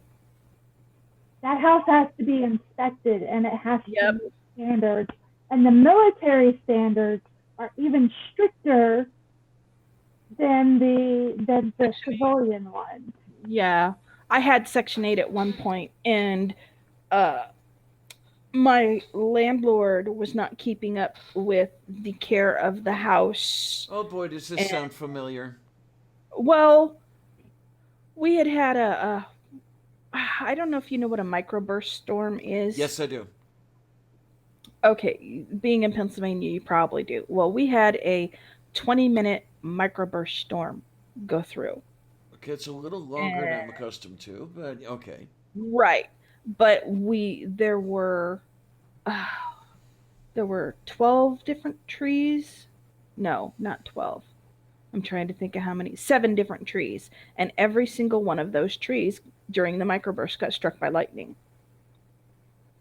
And 3 of them came down. Basically, my yard after the microburst storm looked like a miniaturized model version of Fanghorn Forest. If you've ever seen Lord of the Rings. Not the film, no. Okay, well, I had trees toppled across the entire yard from the lightning strikes. It literally split all 7 of the trees in half and they came down. And one of them went through the roof of the house that I was living in. And after that, the landlord would not fix it properly. The first attempt to fix it, they put a pallet over the hole. Oh, well. Yeah. And every time it rained, of course, and got windy, the pallet would flip up and go flying off. So then they put particle board over it. Oh, for fuck's And sake. then did not put shingles over the particle board. And the next time it rained, the particle board just fell apart. Well, it was stronger than that. It was the really super thick particle board, but over time, of course, it starts rotting through. And the leaks started spreading through the entire house. And I lost my Section 8 because of it. Uh-huh. So I went Yep, from yep. I went from paying I think it was $100 a month to $650 a month. Mm-hmm. So yeah, I fell behind in my rent, and unfortunately for the landlord, he couldn't afford to kick me out because he wasn't making enough money from everybody else that he was renting from. And he was a scumlord, because all but one house was a trailer, and that one house was mine. And of course, this was the one that had only a partially finished basement where 2 of the walls are concrete and the rest is dirt. So of course we were getting mice, field mice in the house. And of course, what most people don't know is mice chew through wood. Yes, they do. And the only way to stop them from chewing through a hole that is to kill them, or they will not chew through Brillo pads. They will not go through Brillo pads. The metal in the Brillo hurts their teeth. I was going to say the little filaments of steel probably hurting the roofs of their little micey mouths. Yeah. Yeah. So, that was another reason I lost my Section 8, because the house became infested with mice. And that's why I got Smudge or Smokey in the first place. He was a good mouser. Now he was my mouser boy. Here's the interesting thing, because I've been through a similar situation. You may or may not have heard me talk about it. I am here because I had to leave a place where we lost our Section 8. Yeah. The owners just let it go to shit. And here's the thing. HUD does not punish the owners. They punish us. And they should. They punish us, yes. It's not your fault. You didn't own the house. Sometimes I would like to see the standards raised on residences. And, let's say an owner lets it go to crap.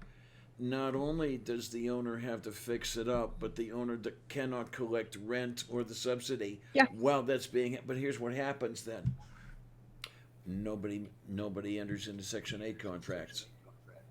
Mm-hmm. So they're still punishing us. The thing is Missouri has landlord laws now that they put into place, where you can sit there and take 3 months worth of rent.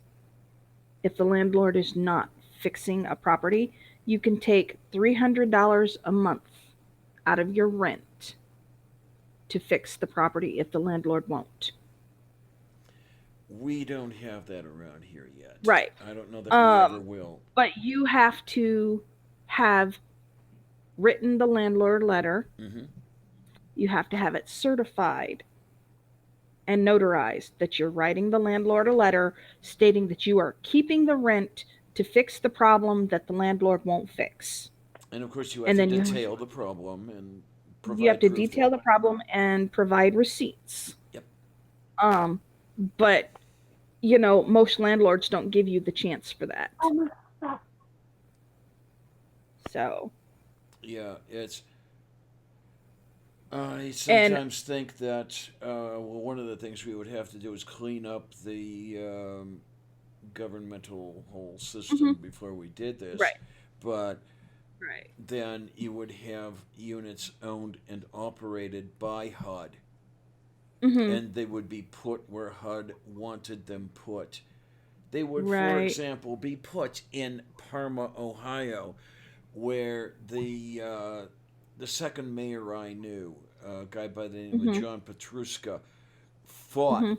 for 30 years to keep low cost housing out of Parma, Oh, good lord. and was successful. The only Mm, way low cost housing came into Parma was when he retired, right. and I was out And of that's a Cleveland by then. shame.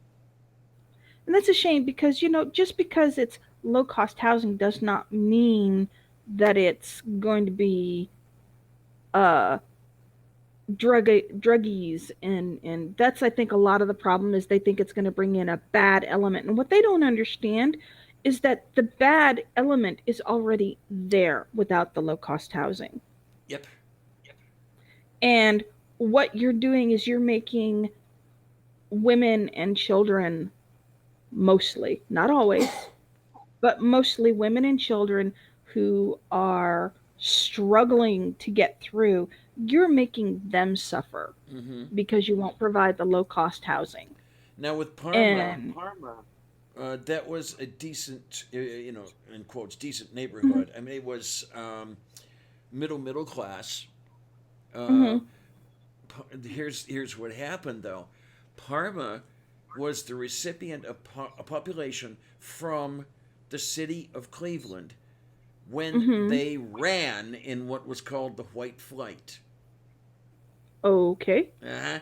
Get the picture now. Yeah. And Johnny was one of them. I mean, his name was Petruska, for freak's sake. Uh-huh. He wasn't. His family didn't pick cotton generations ago, um, Right. For and sure. yeah, the demographics of Parma changed quite a bit between the time I left and the time I visited back Mhm. when my sister died. Mm. There was it was a bit more colorful. Yes. My high school And was a 3 year school, mhm. 2,800 kids. Right. Guess how many of them were black? When you were in school? Yes, 2. you're high. Yeah. One. We had 1. This Well, I I was graduated in close. 1974. Yeah. When I graduated in 89, my graduating class was 44 people. And Wow. of those 44 people, none were black. And uh there it wasn't because there weren't black people in the area. It was a rural community. And it was It's so spread out that most of the African Americans were in the bigger city parts of it, because New Bloomfield was a rural community. Uh, we had 300 and some odd people in the city at the time. I should say a town. It wasn't oh really a city. wow, man. Um, yeah. So it was small. It's no surprise we didn't have any black people in the area. Um, most black people do not most black people these days don't want to do farming because they figure it's a stigma to their past. Uh-huh. Um, but now when Talon graduated, there were almost 400 people in his graduating class. Oh wow. Yeah. Well, maybe not 400. It might not have been quite that high. But you get the point. It gives you an idea of just how much the town grew in the 26 years I was gone, you know? Yeah. No, Um, I'm just being a pain in the butt. My when I Actually, graduated, not my 26, graduating class was 800. 12. My Yeah. graduating My brother's 890. Yeah, my brother's graduating class from the town down from us was 750 people, Okay and then. mine was 44. And Talon's graduating class was, um, there were Hispanics, there were blacks, there were a couple of Japanese. I mean, it was entirely different. He went from my town went from little to over 1,000 people in the time I was gone. So, and there's now 1,400 people in New Bloomfield. They actually, my, the way it was set up, the high school was connected to the elementary school originally. So they all ended up being, they were all one building, but one half was used for the elementary and the upstairs was used for the high school because, that's the way it worked. The That building is now the elementary school. Okay then. And they built a new high school and junior high because they had so many older students. And it was amazing to watch because, it just, wow. And he started there in kindergarten. So What was really that's okay. interesting is okay in Parma, where I spent my school career, if you want to call it that. Uh-huh. They were building schools like crazy because there were Mhm. kids like crazy, and not Mhm. that long after not that long after I graduated, they were closing the schools, tearing them down because of the population bust. Mhm. When I was in school, Parma had a population of 100,000. It was the largest suburb in the U.S. Mhm. That it had the population 1/3 of the population of the city of Cleveland. That was Parma, Right. um, Right. and it was all white. Oh my gosh. All Wow. white. That's sad in some ways. It was all the hunkies didn't Mhm. want the as they called them the charney around, um, and they fought to keep the place really white, and Right. it's really unfortunate. And I grew up, my mom was not, and I've noticed this over the years, my mom was not a racist when we grew up. She didn't care what color you were, she didn't care what your orientation was. And now, as she's older, she's almost 70, I think. See, yeah, she's like, I'm going on 49, she's going on 68. I believe it is. Oh God, her birthday's next month. I gotta remember that.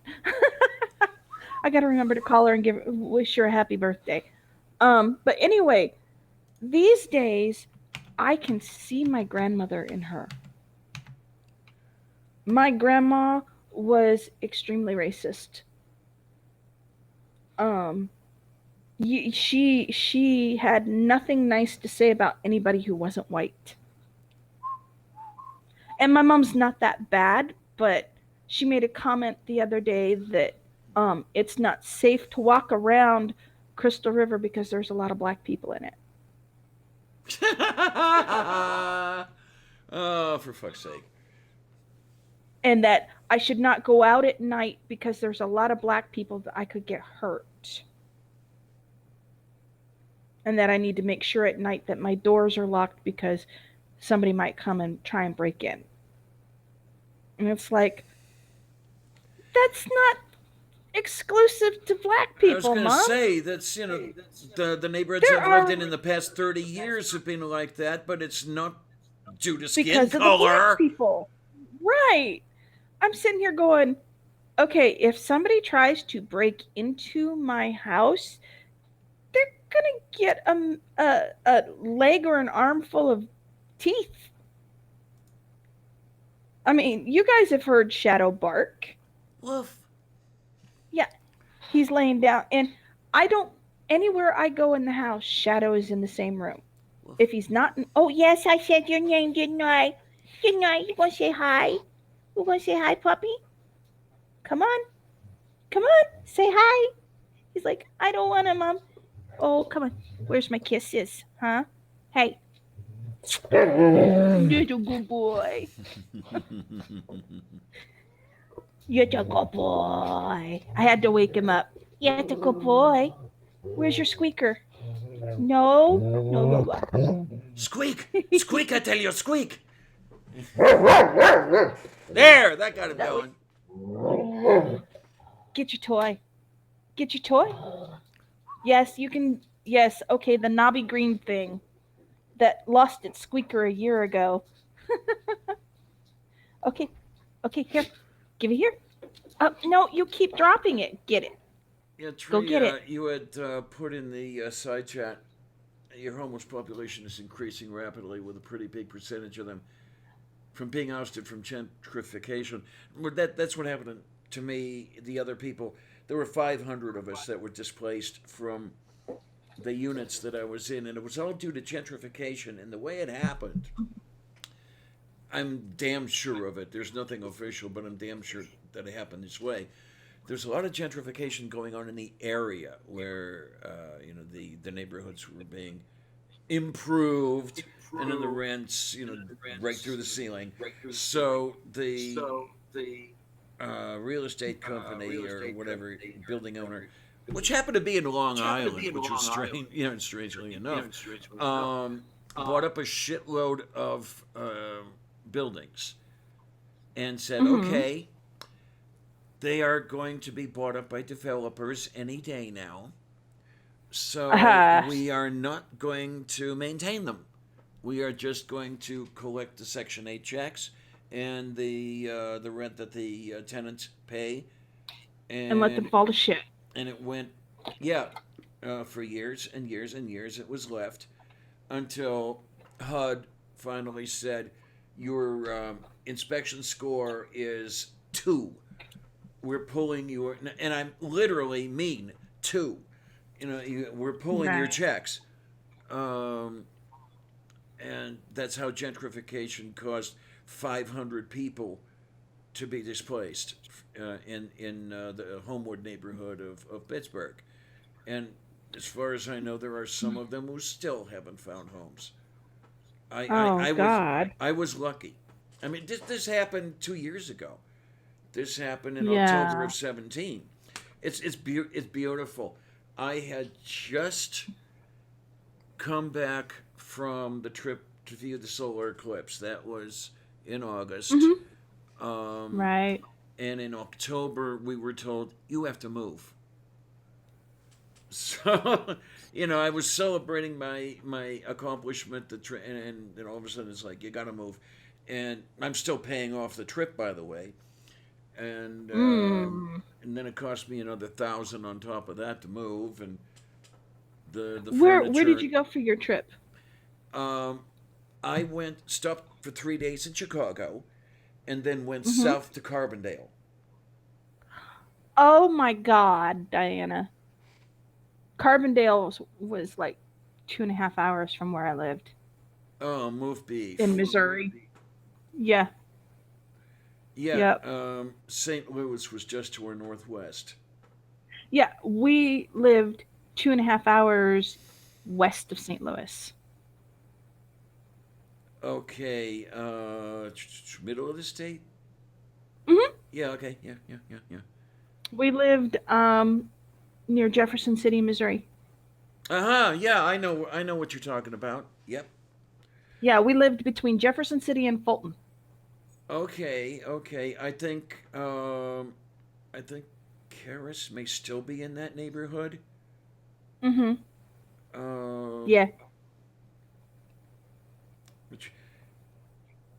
But oh my God, I haven't been able to talk to her in quite a while. She's hiding. Yeah, hopefully she'll come out soon. She just got a lot of stuff, I guess, to deal with. Yeah, definitely. Ugh. And then, hi, Maya. Yay. There you is. Yeah. Man, that whole thing just kneecapped us. All of us. Mm-hmm. Man,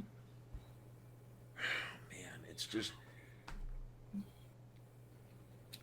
I was looking over some of the audio. Mm-hmm. Jeff was running a dash cam when we were driving around. He always does that, or Mm-hmm. did that. So there was a good bit of footage of our conversation in the car, and I'm sending some of it to one of his sisters. So I was going through it, and it impressed me how easily we talked about. Yeah, when I come back out here, because we were going to have a backyard barbecue. Mm-hmm. There's a little grassy area in between the buildings. Right. He was going to come from New Jersey. Karis was going to come from Missouri. They were going to sit around and have the Yeah. day and all this other happy stuff. Yeah. Well, you This know was what? on this was on Monday. Mm-hmm. Wednesday morning, he was dead. No, I know, sweetie.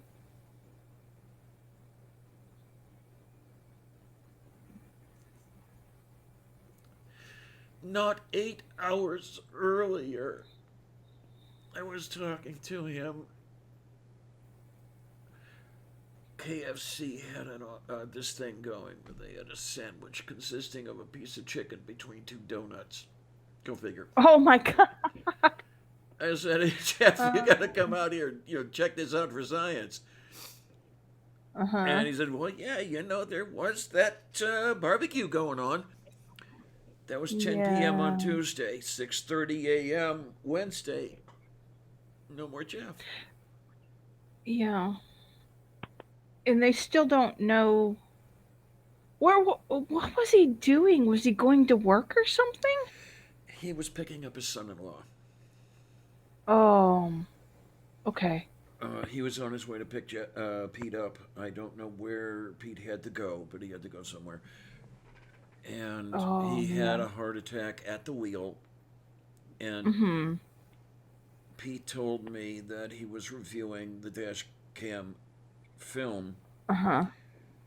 and from what he saw and what he heard, Jeff never felt the crash. Well, that's good. Thank God.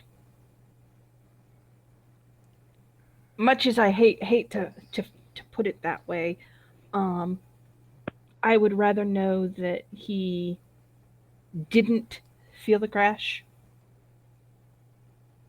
than have it be him living in that kind of agony for however long it took somebody to come save him. Better, I hate to say better it be quick and over. It's, I don't know how to phrase it right. I would rather know that I get he it. I passed get it. quickly Uh, because, when my grandfather shot himself, he lingered, and they declared him dead at the hospital, but he was lingering until they got to the hospital, you know, and that's not what should happen to anyone. yeah, it's, It's hard. in a situation like that, better a quarter pound of TNT than a Yeah, bullet that didn't quite do the job. right. And while it's painful that that Jeff died, at least it was quick. But we don't know how long the heart attack had been coming on either. We don't know. I mean, I almost wonder if he didn't realize he was having the precursors of it before he started driving. Karis and I were talking a good bit, and because she was his right hand woman. Okay, she co-host the whole bit, so they worked together quite a Right. bit, quite a few hours in a day. And she had said, by things he had said and things like this, she feels that he knew for a very long time that he was prone to this. Right. And I guess the sort of person I am, where he knew it was coming, but he didn't do anything. Right. And in his situation, well, I'm immortal. Basically, that's what he basically said. In my situation, well, I can't afford it, but that's beside the point. Yeah. Well, and I'm paying right now. I'm lucky I found medical insurance for $11 a month. Through the Better people. But then again, I'll have to file taxes this year to prove that, I can't afford regular health insurance. I mean, I have to have the subsidies because I don't make the money to pay for them myself, Yeah.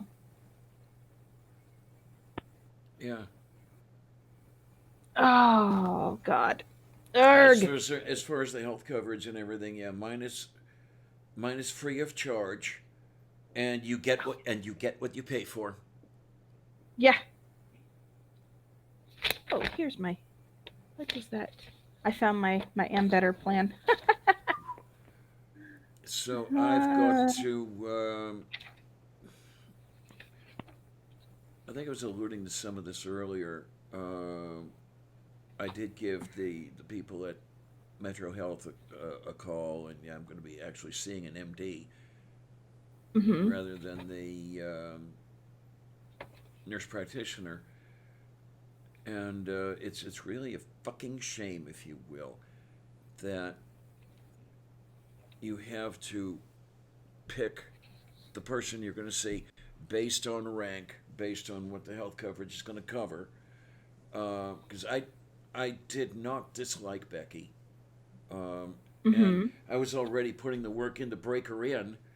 Now I'm going to have to break this other guy in, and it's a sort of thing that reminds me of the requirement that you visit an MD and get a note to validate you're taking a day off work for a migraine or something like that. It's a misuse of the MD's time that was ordered by your employer. So I'm thinking that my stuff is a misuse of the doctor's time ordered by the health insurance people. And I was doing fine with Becky. But no. And of course, something will go wrong. I know that. It always works that way. Yeah, Maya says it's a shame that we have to make people prove that they deserve health coverage. Maya, remember something.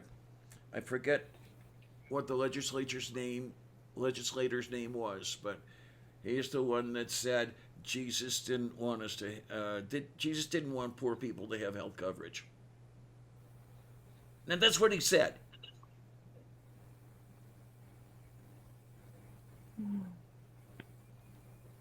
Of course, he's got everything. And then he you wants have and needs. me, who I make so little that I could go and get free health coverage at the clinic, and I refuse to go because I made the mistake of telling somebody before I knew what asexuality was or how hateful people could be about it.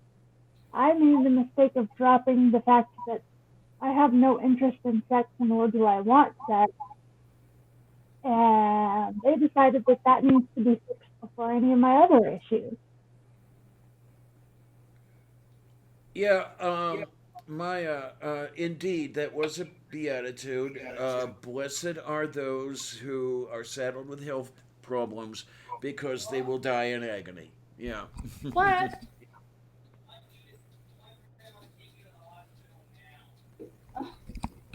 I'm okay right now, buddy.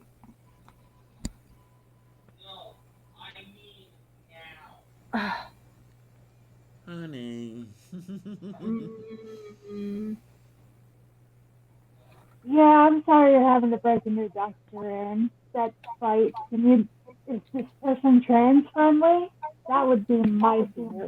Well, the entire facility, the Metro Community Health, is trans friendly. Okay. The problem is that these people don't necessarily understand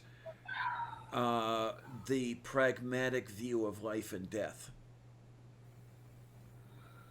Yeah, well, that's kind of a problem in healthcare, period. But it displays differently and probably a lot harsher for trans people. But In other words, oh my god. what? No, Caroline, we will discuss this in a little bit, okay? Oh, what the hell?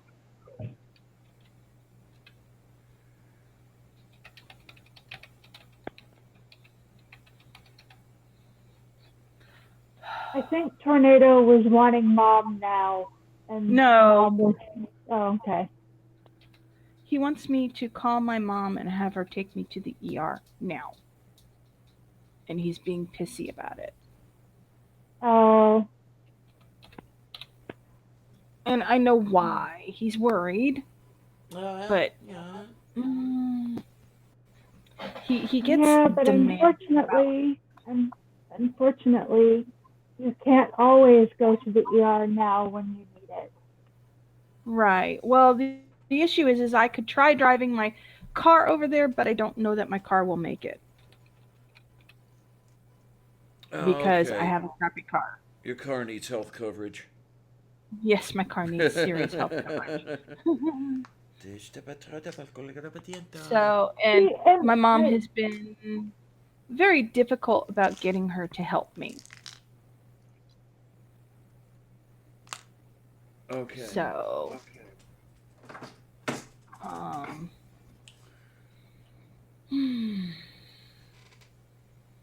and he's worried about me, and I understand that, but he's got to understand that you can't just demand that I do something.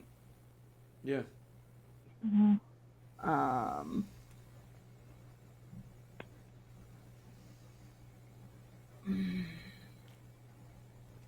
Oh my. Oh my. Oh my. Oh my. and right now I'm going to my health coverage website to find out what an ER visit is going to cost me. Yeah, and isn't that wonderful that you have to do that? Mm-hmm. Um, and then, of course, um, you run into the problem where you go look for the cost and they won't tell you. Or in my case, I went to the hospital. I negotiated with the hospital for one price, and then I got charged a rental fee for using I can't remember which scan they did. They did one of them. Got charged for that, and then the scan technicians also charged me separately. So I was quoted one price, signed for it, and then got you only signed with the hospital for that. You didn't sign with the technicians, the doctor, or the rental price on the machine. And it's like, how in the fuck is that legal? Like, it's legal. What they did to me is perfectly legal. Mm-hmm. Like, how the fuck is it legal?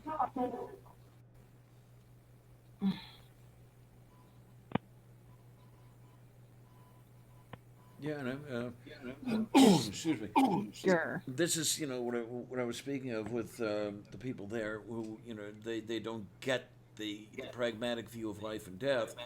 Um, I kind of let slip a little something where, okay, if my HRT cannot continue, you have signed my death warrant. And the reply was, oh, do I have to 302 you now? In other words, have me involuntarily committed.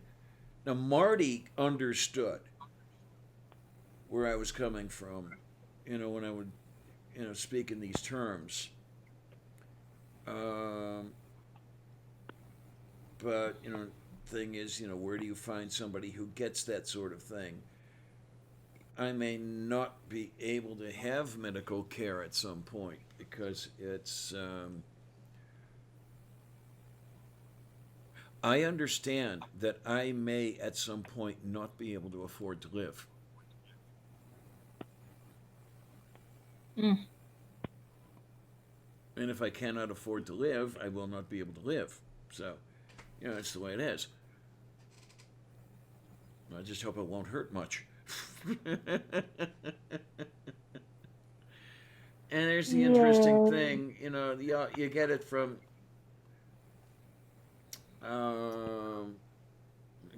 we want you around. And well, screw you. Screw what you want. What do I want?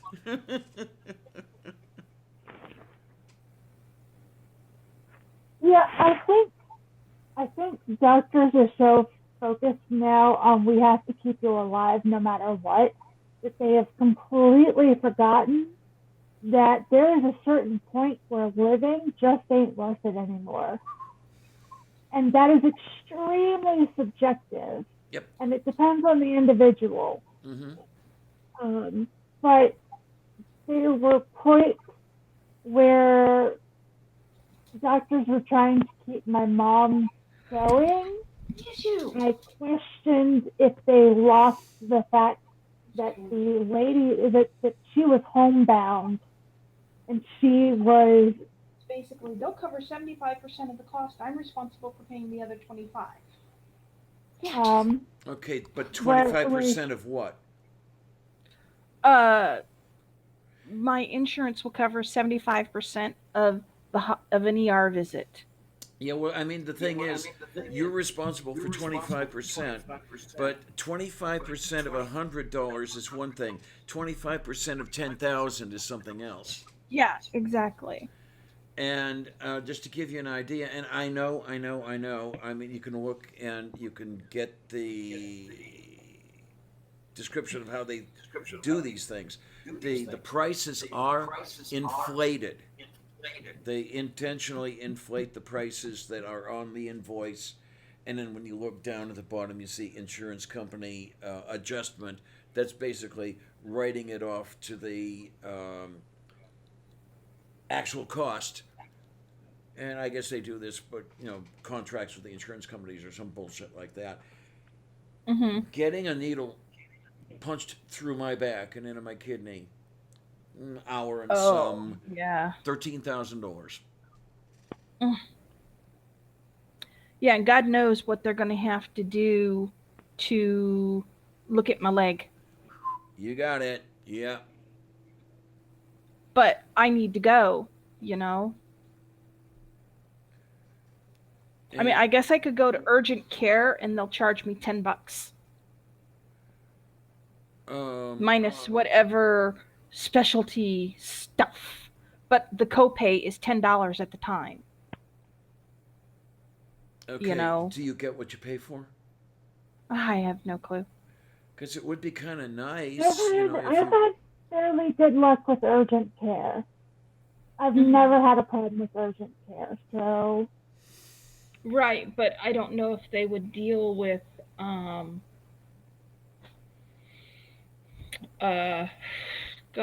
whatever's wrong with my leg. I don't know. I can't say it is an actual blood clot, but that's what I'm wondering about. That's my primary concern. I mean, it could be anything. What you need to do is you need to call up, pick a urgent care facility or go through all of them and don't say you think you have deep vein thrombosis, because the moment you say that, they'll be like, no, we don't handle that. But if you say I have a pain that's been moving in my leg, about how much would it cost to come in, would you look at that? They'll be able to tell you yes or no. Right. And if you get in there and you find out that they're like, no, we won't handle this, you're out $10, which I know is a lot. Right. But at the same token, if they do look at it and it's not deemed vein thrombosis, at least Yeah. we now aren't paying thousands of dollars to the hospital. Right. Well, it could be any number of things because I don't smoke. The only thing that it could be that could cause it is the fact that I am overweight. So, um, who knows? I would say it's worth trying to go to urgent care first, but that's just me. Right.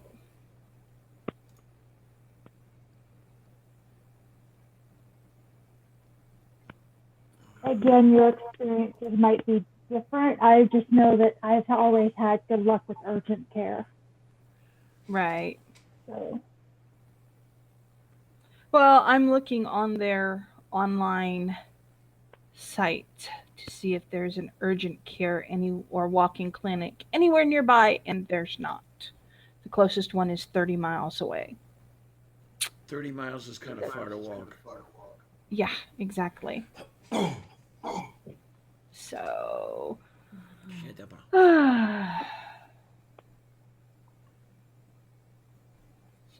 let's see.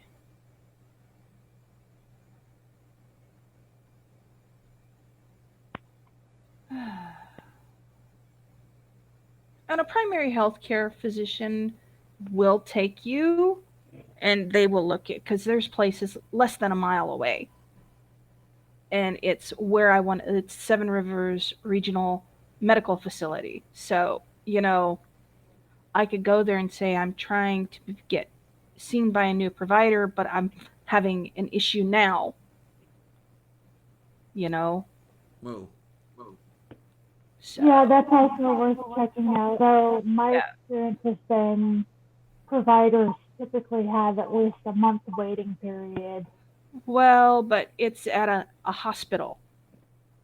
So if I can't get seen by a practitioner, then I can sit there and go, well, I need to be seen. This is an issue.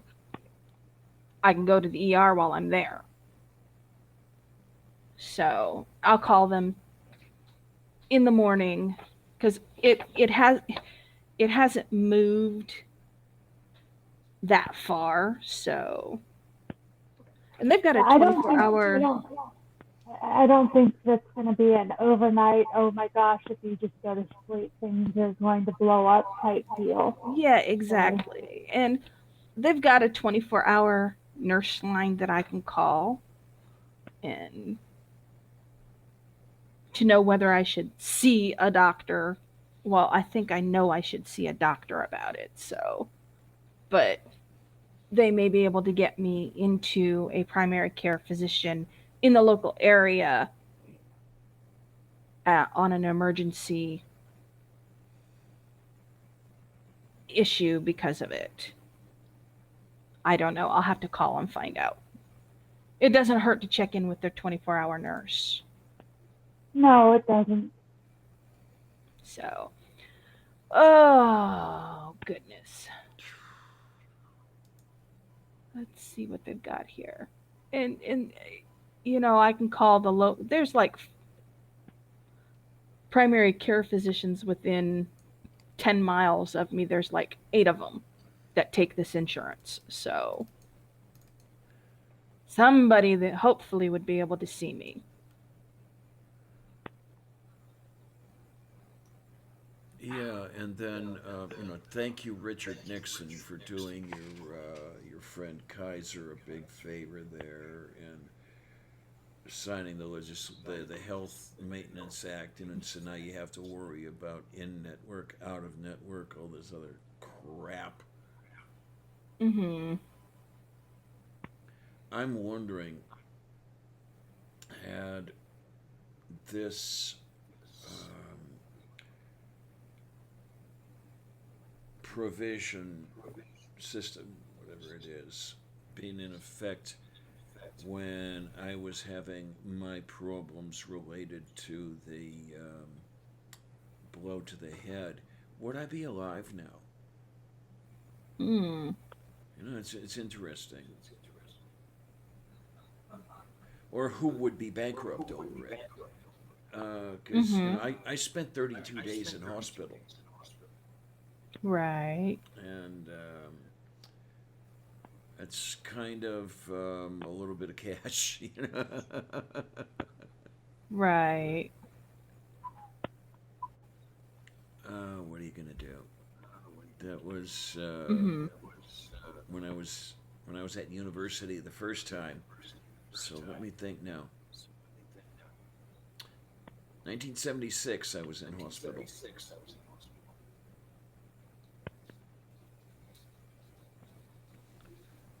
Yeah, it was a little different then.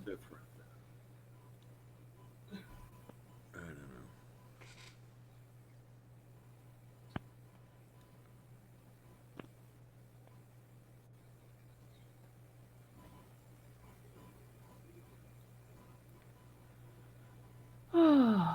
Killed that thread. Yeah, I'm looking. I'm looking for, because this says Seven River Regional Medical, but it's not at the hospital. I was bouncing around like I do, and I noticed a post, and I'm trying to listen to it, but it won't play. I guess while I'm in the Google meeting, so I'll just Mhm. save it for later.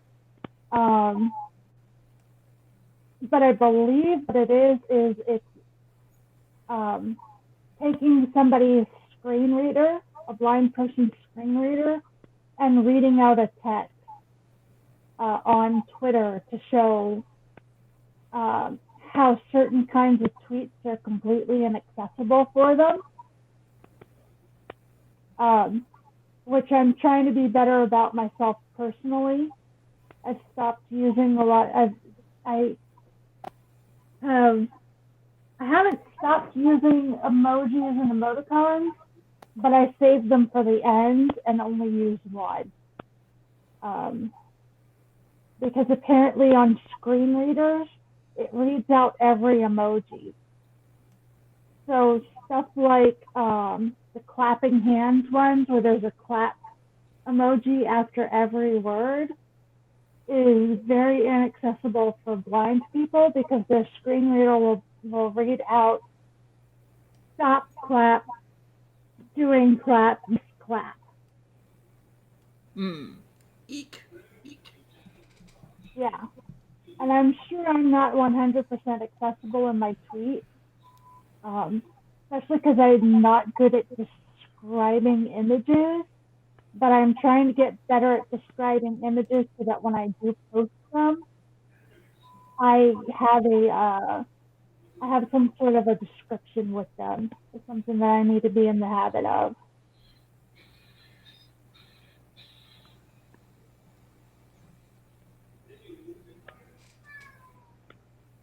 Hmm. Kitty, Did I hear Yeah. kitty? Yes, that was my smudge. Come here, baby. I Kitty. disappeared earlier because Elmer was misbehaving. Apparently, he thought I wasn't paying enough attention to him. Well, Smudge isn't very vocal unless I've been gone somewhere. So it's unusual for him to make noise. It's the other one, Loki, that you have to worry about. He's got this raucous meow. It's like, ow! Ow! Ow!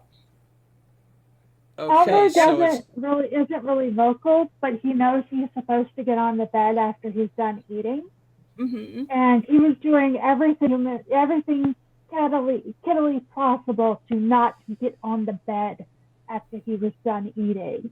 Oh, no. And I had to get up on the bed to convince him to get up there.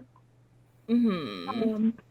Because if he doesn't get on the bed after he eats, he will obsessively try to bury his food. And I'm Oh, trying, it's an anxiety thing, so I'm trying to break him of it in a way that does not cause him more anxiety. right.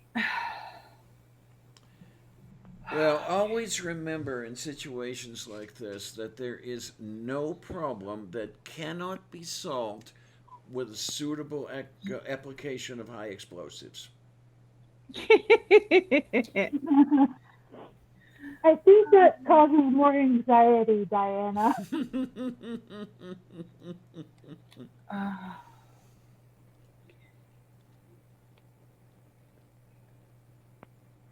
But yeah, he gets obsessed. He will sit there and try to scratch at the food for a few minutes, and then will drag clothes from my laundry bin onto his food. Um, I don't know what is making him especially anxious right now, but something apparently is, because he doesn't get as obsessed unless he is anxious. If you, hmm. so I know something's going on with the little bugger. I just don't know what. Right. Um, Let's so see. It could be that he is the cat, and the cat yes, wants to be anxious. You know, I don't think that he is doing this on purpose. Um, I'm wondering if because with the weather changing, and me not opening the windows much, I'm wondering if that's having a little bit of an effect on him. oh, moo. Um, and also it's been getting colder, which makes him a little bit more wild, which probably plays into that as well. Mm-hmm. Colder.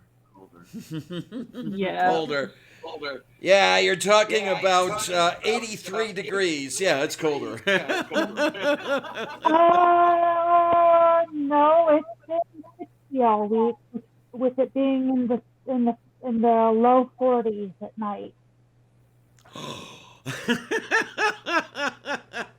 Again, you have to remember how much of a degree change that is from I know, Yeah. normal. I know, I know. I'm just being a pain in the arse.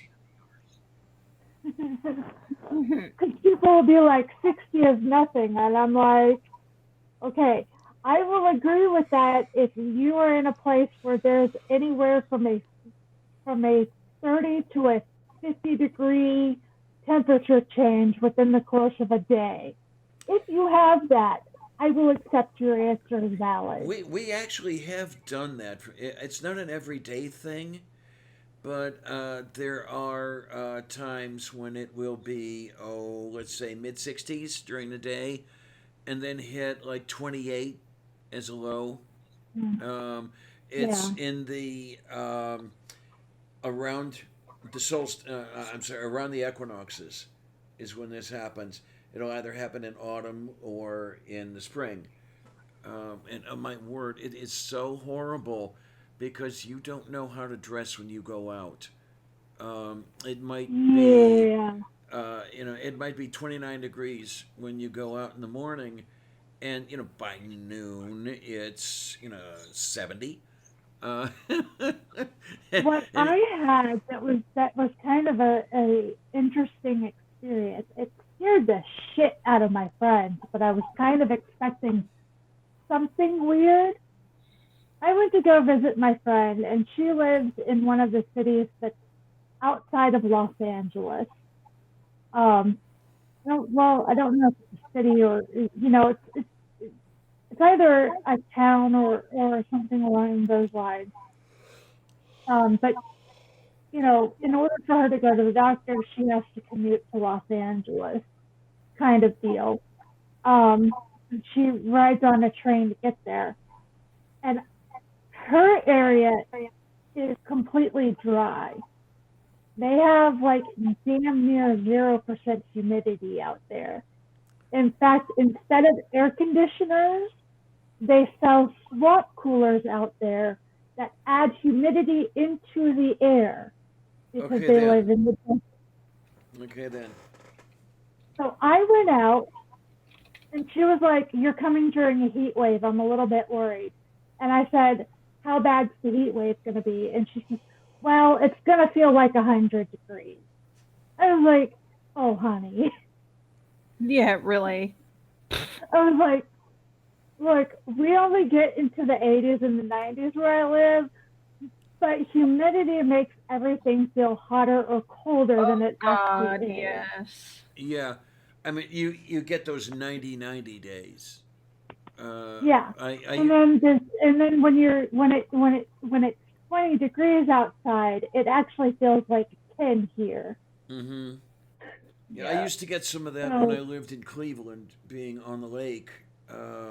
We'd get the humidity from Lake Erie, and 90 degrees, 90% humidity, and you're dying. It's- yeah. And so like I was fine during the day when it was hot. But when it Right. got cold, I felt like I could not breathe. Mm-hmm. Every time I took a breath in, I felt like I was getting stabbed in the lungs oh boy. Yep. because there was nothing. There was no moisture, Right. It's a dry, and cold. Yeah. and the dry cold was killing. It was like basically my lungs were like, holy shit, where's the moisture? Yeah. Yep. Fortunately, I travel smart, and I had a shawl with me because the shawl is pretty easy to put in your carry-on luggage. It's easy to put around you when you're on a plane. It's a lot harder when you get cold to put on a jacket. There's Mm-hmm. no room for you to move your arms, but it's real easy to wrap yourself up in a shawl. Yep. So I took the shawl that I had and um, wrapped it around my face and was actually able to breathe properly because the moisture from my moisture from my breathing was getting into the shawl, and then I was getting the moisture back when I was breathing in. Mm-hmm. All right, guys. I'm gonna go. I've got to start planning on something to eat for dinner before Yeah. Munchkin starts getting pissy. Oh, you know what? I got a great idea for dinner. Mm. You could have sliced tornado. Yeah. Somehow I don't think you'd like that too much. Uh, So, so I will see you all later. oh boy, is that a threat? Alrighty. Is that a promise? Yes, Whatever it it's a is. promise. Yeah, Yeah, and I'm thinking, any one of those okay, three. in that particular case, maybe we might want to let's have the look over here and see what we've got going in the. Yeah, I probably should eat too. There are 8 people in And there now. I am Yeah. trying really, really, really hard to I'll get my see you. video out this week. All right, bye bye, guys. Take care, Bye, honey. Mom You be Nato. good. Oh, Tornado says bye in the background. Take care, Bye, sweetie. Tornado. Yay. All right, bye bye. Bye bye. Okay, so But that's yeah, I then there were probably two. should eat. Yeah, I probably should eat and work on my video. There you go, and then I'll try to figure out what's going on between now and next Sunday as well. Yeah, I don't have a topic yet, and then I want to expand a little bit and try more than one broadcast per week. We'll see what happens. So yeah, you be good. Have some foods, and Yeah. you guys. I want to thank everybody who is here and everybody who is not here. And with great appreciation, I will say thanks a lot, troops. See you on the other side.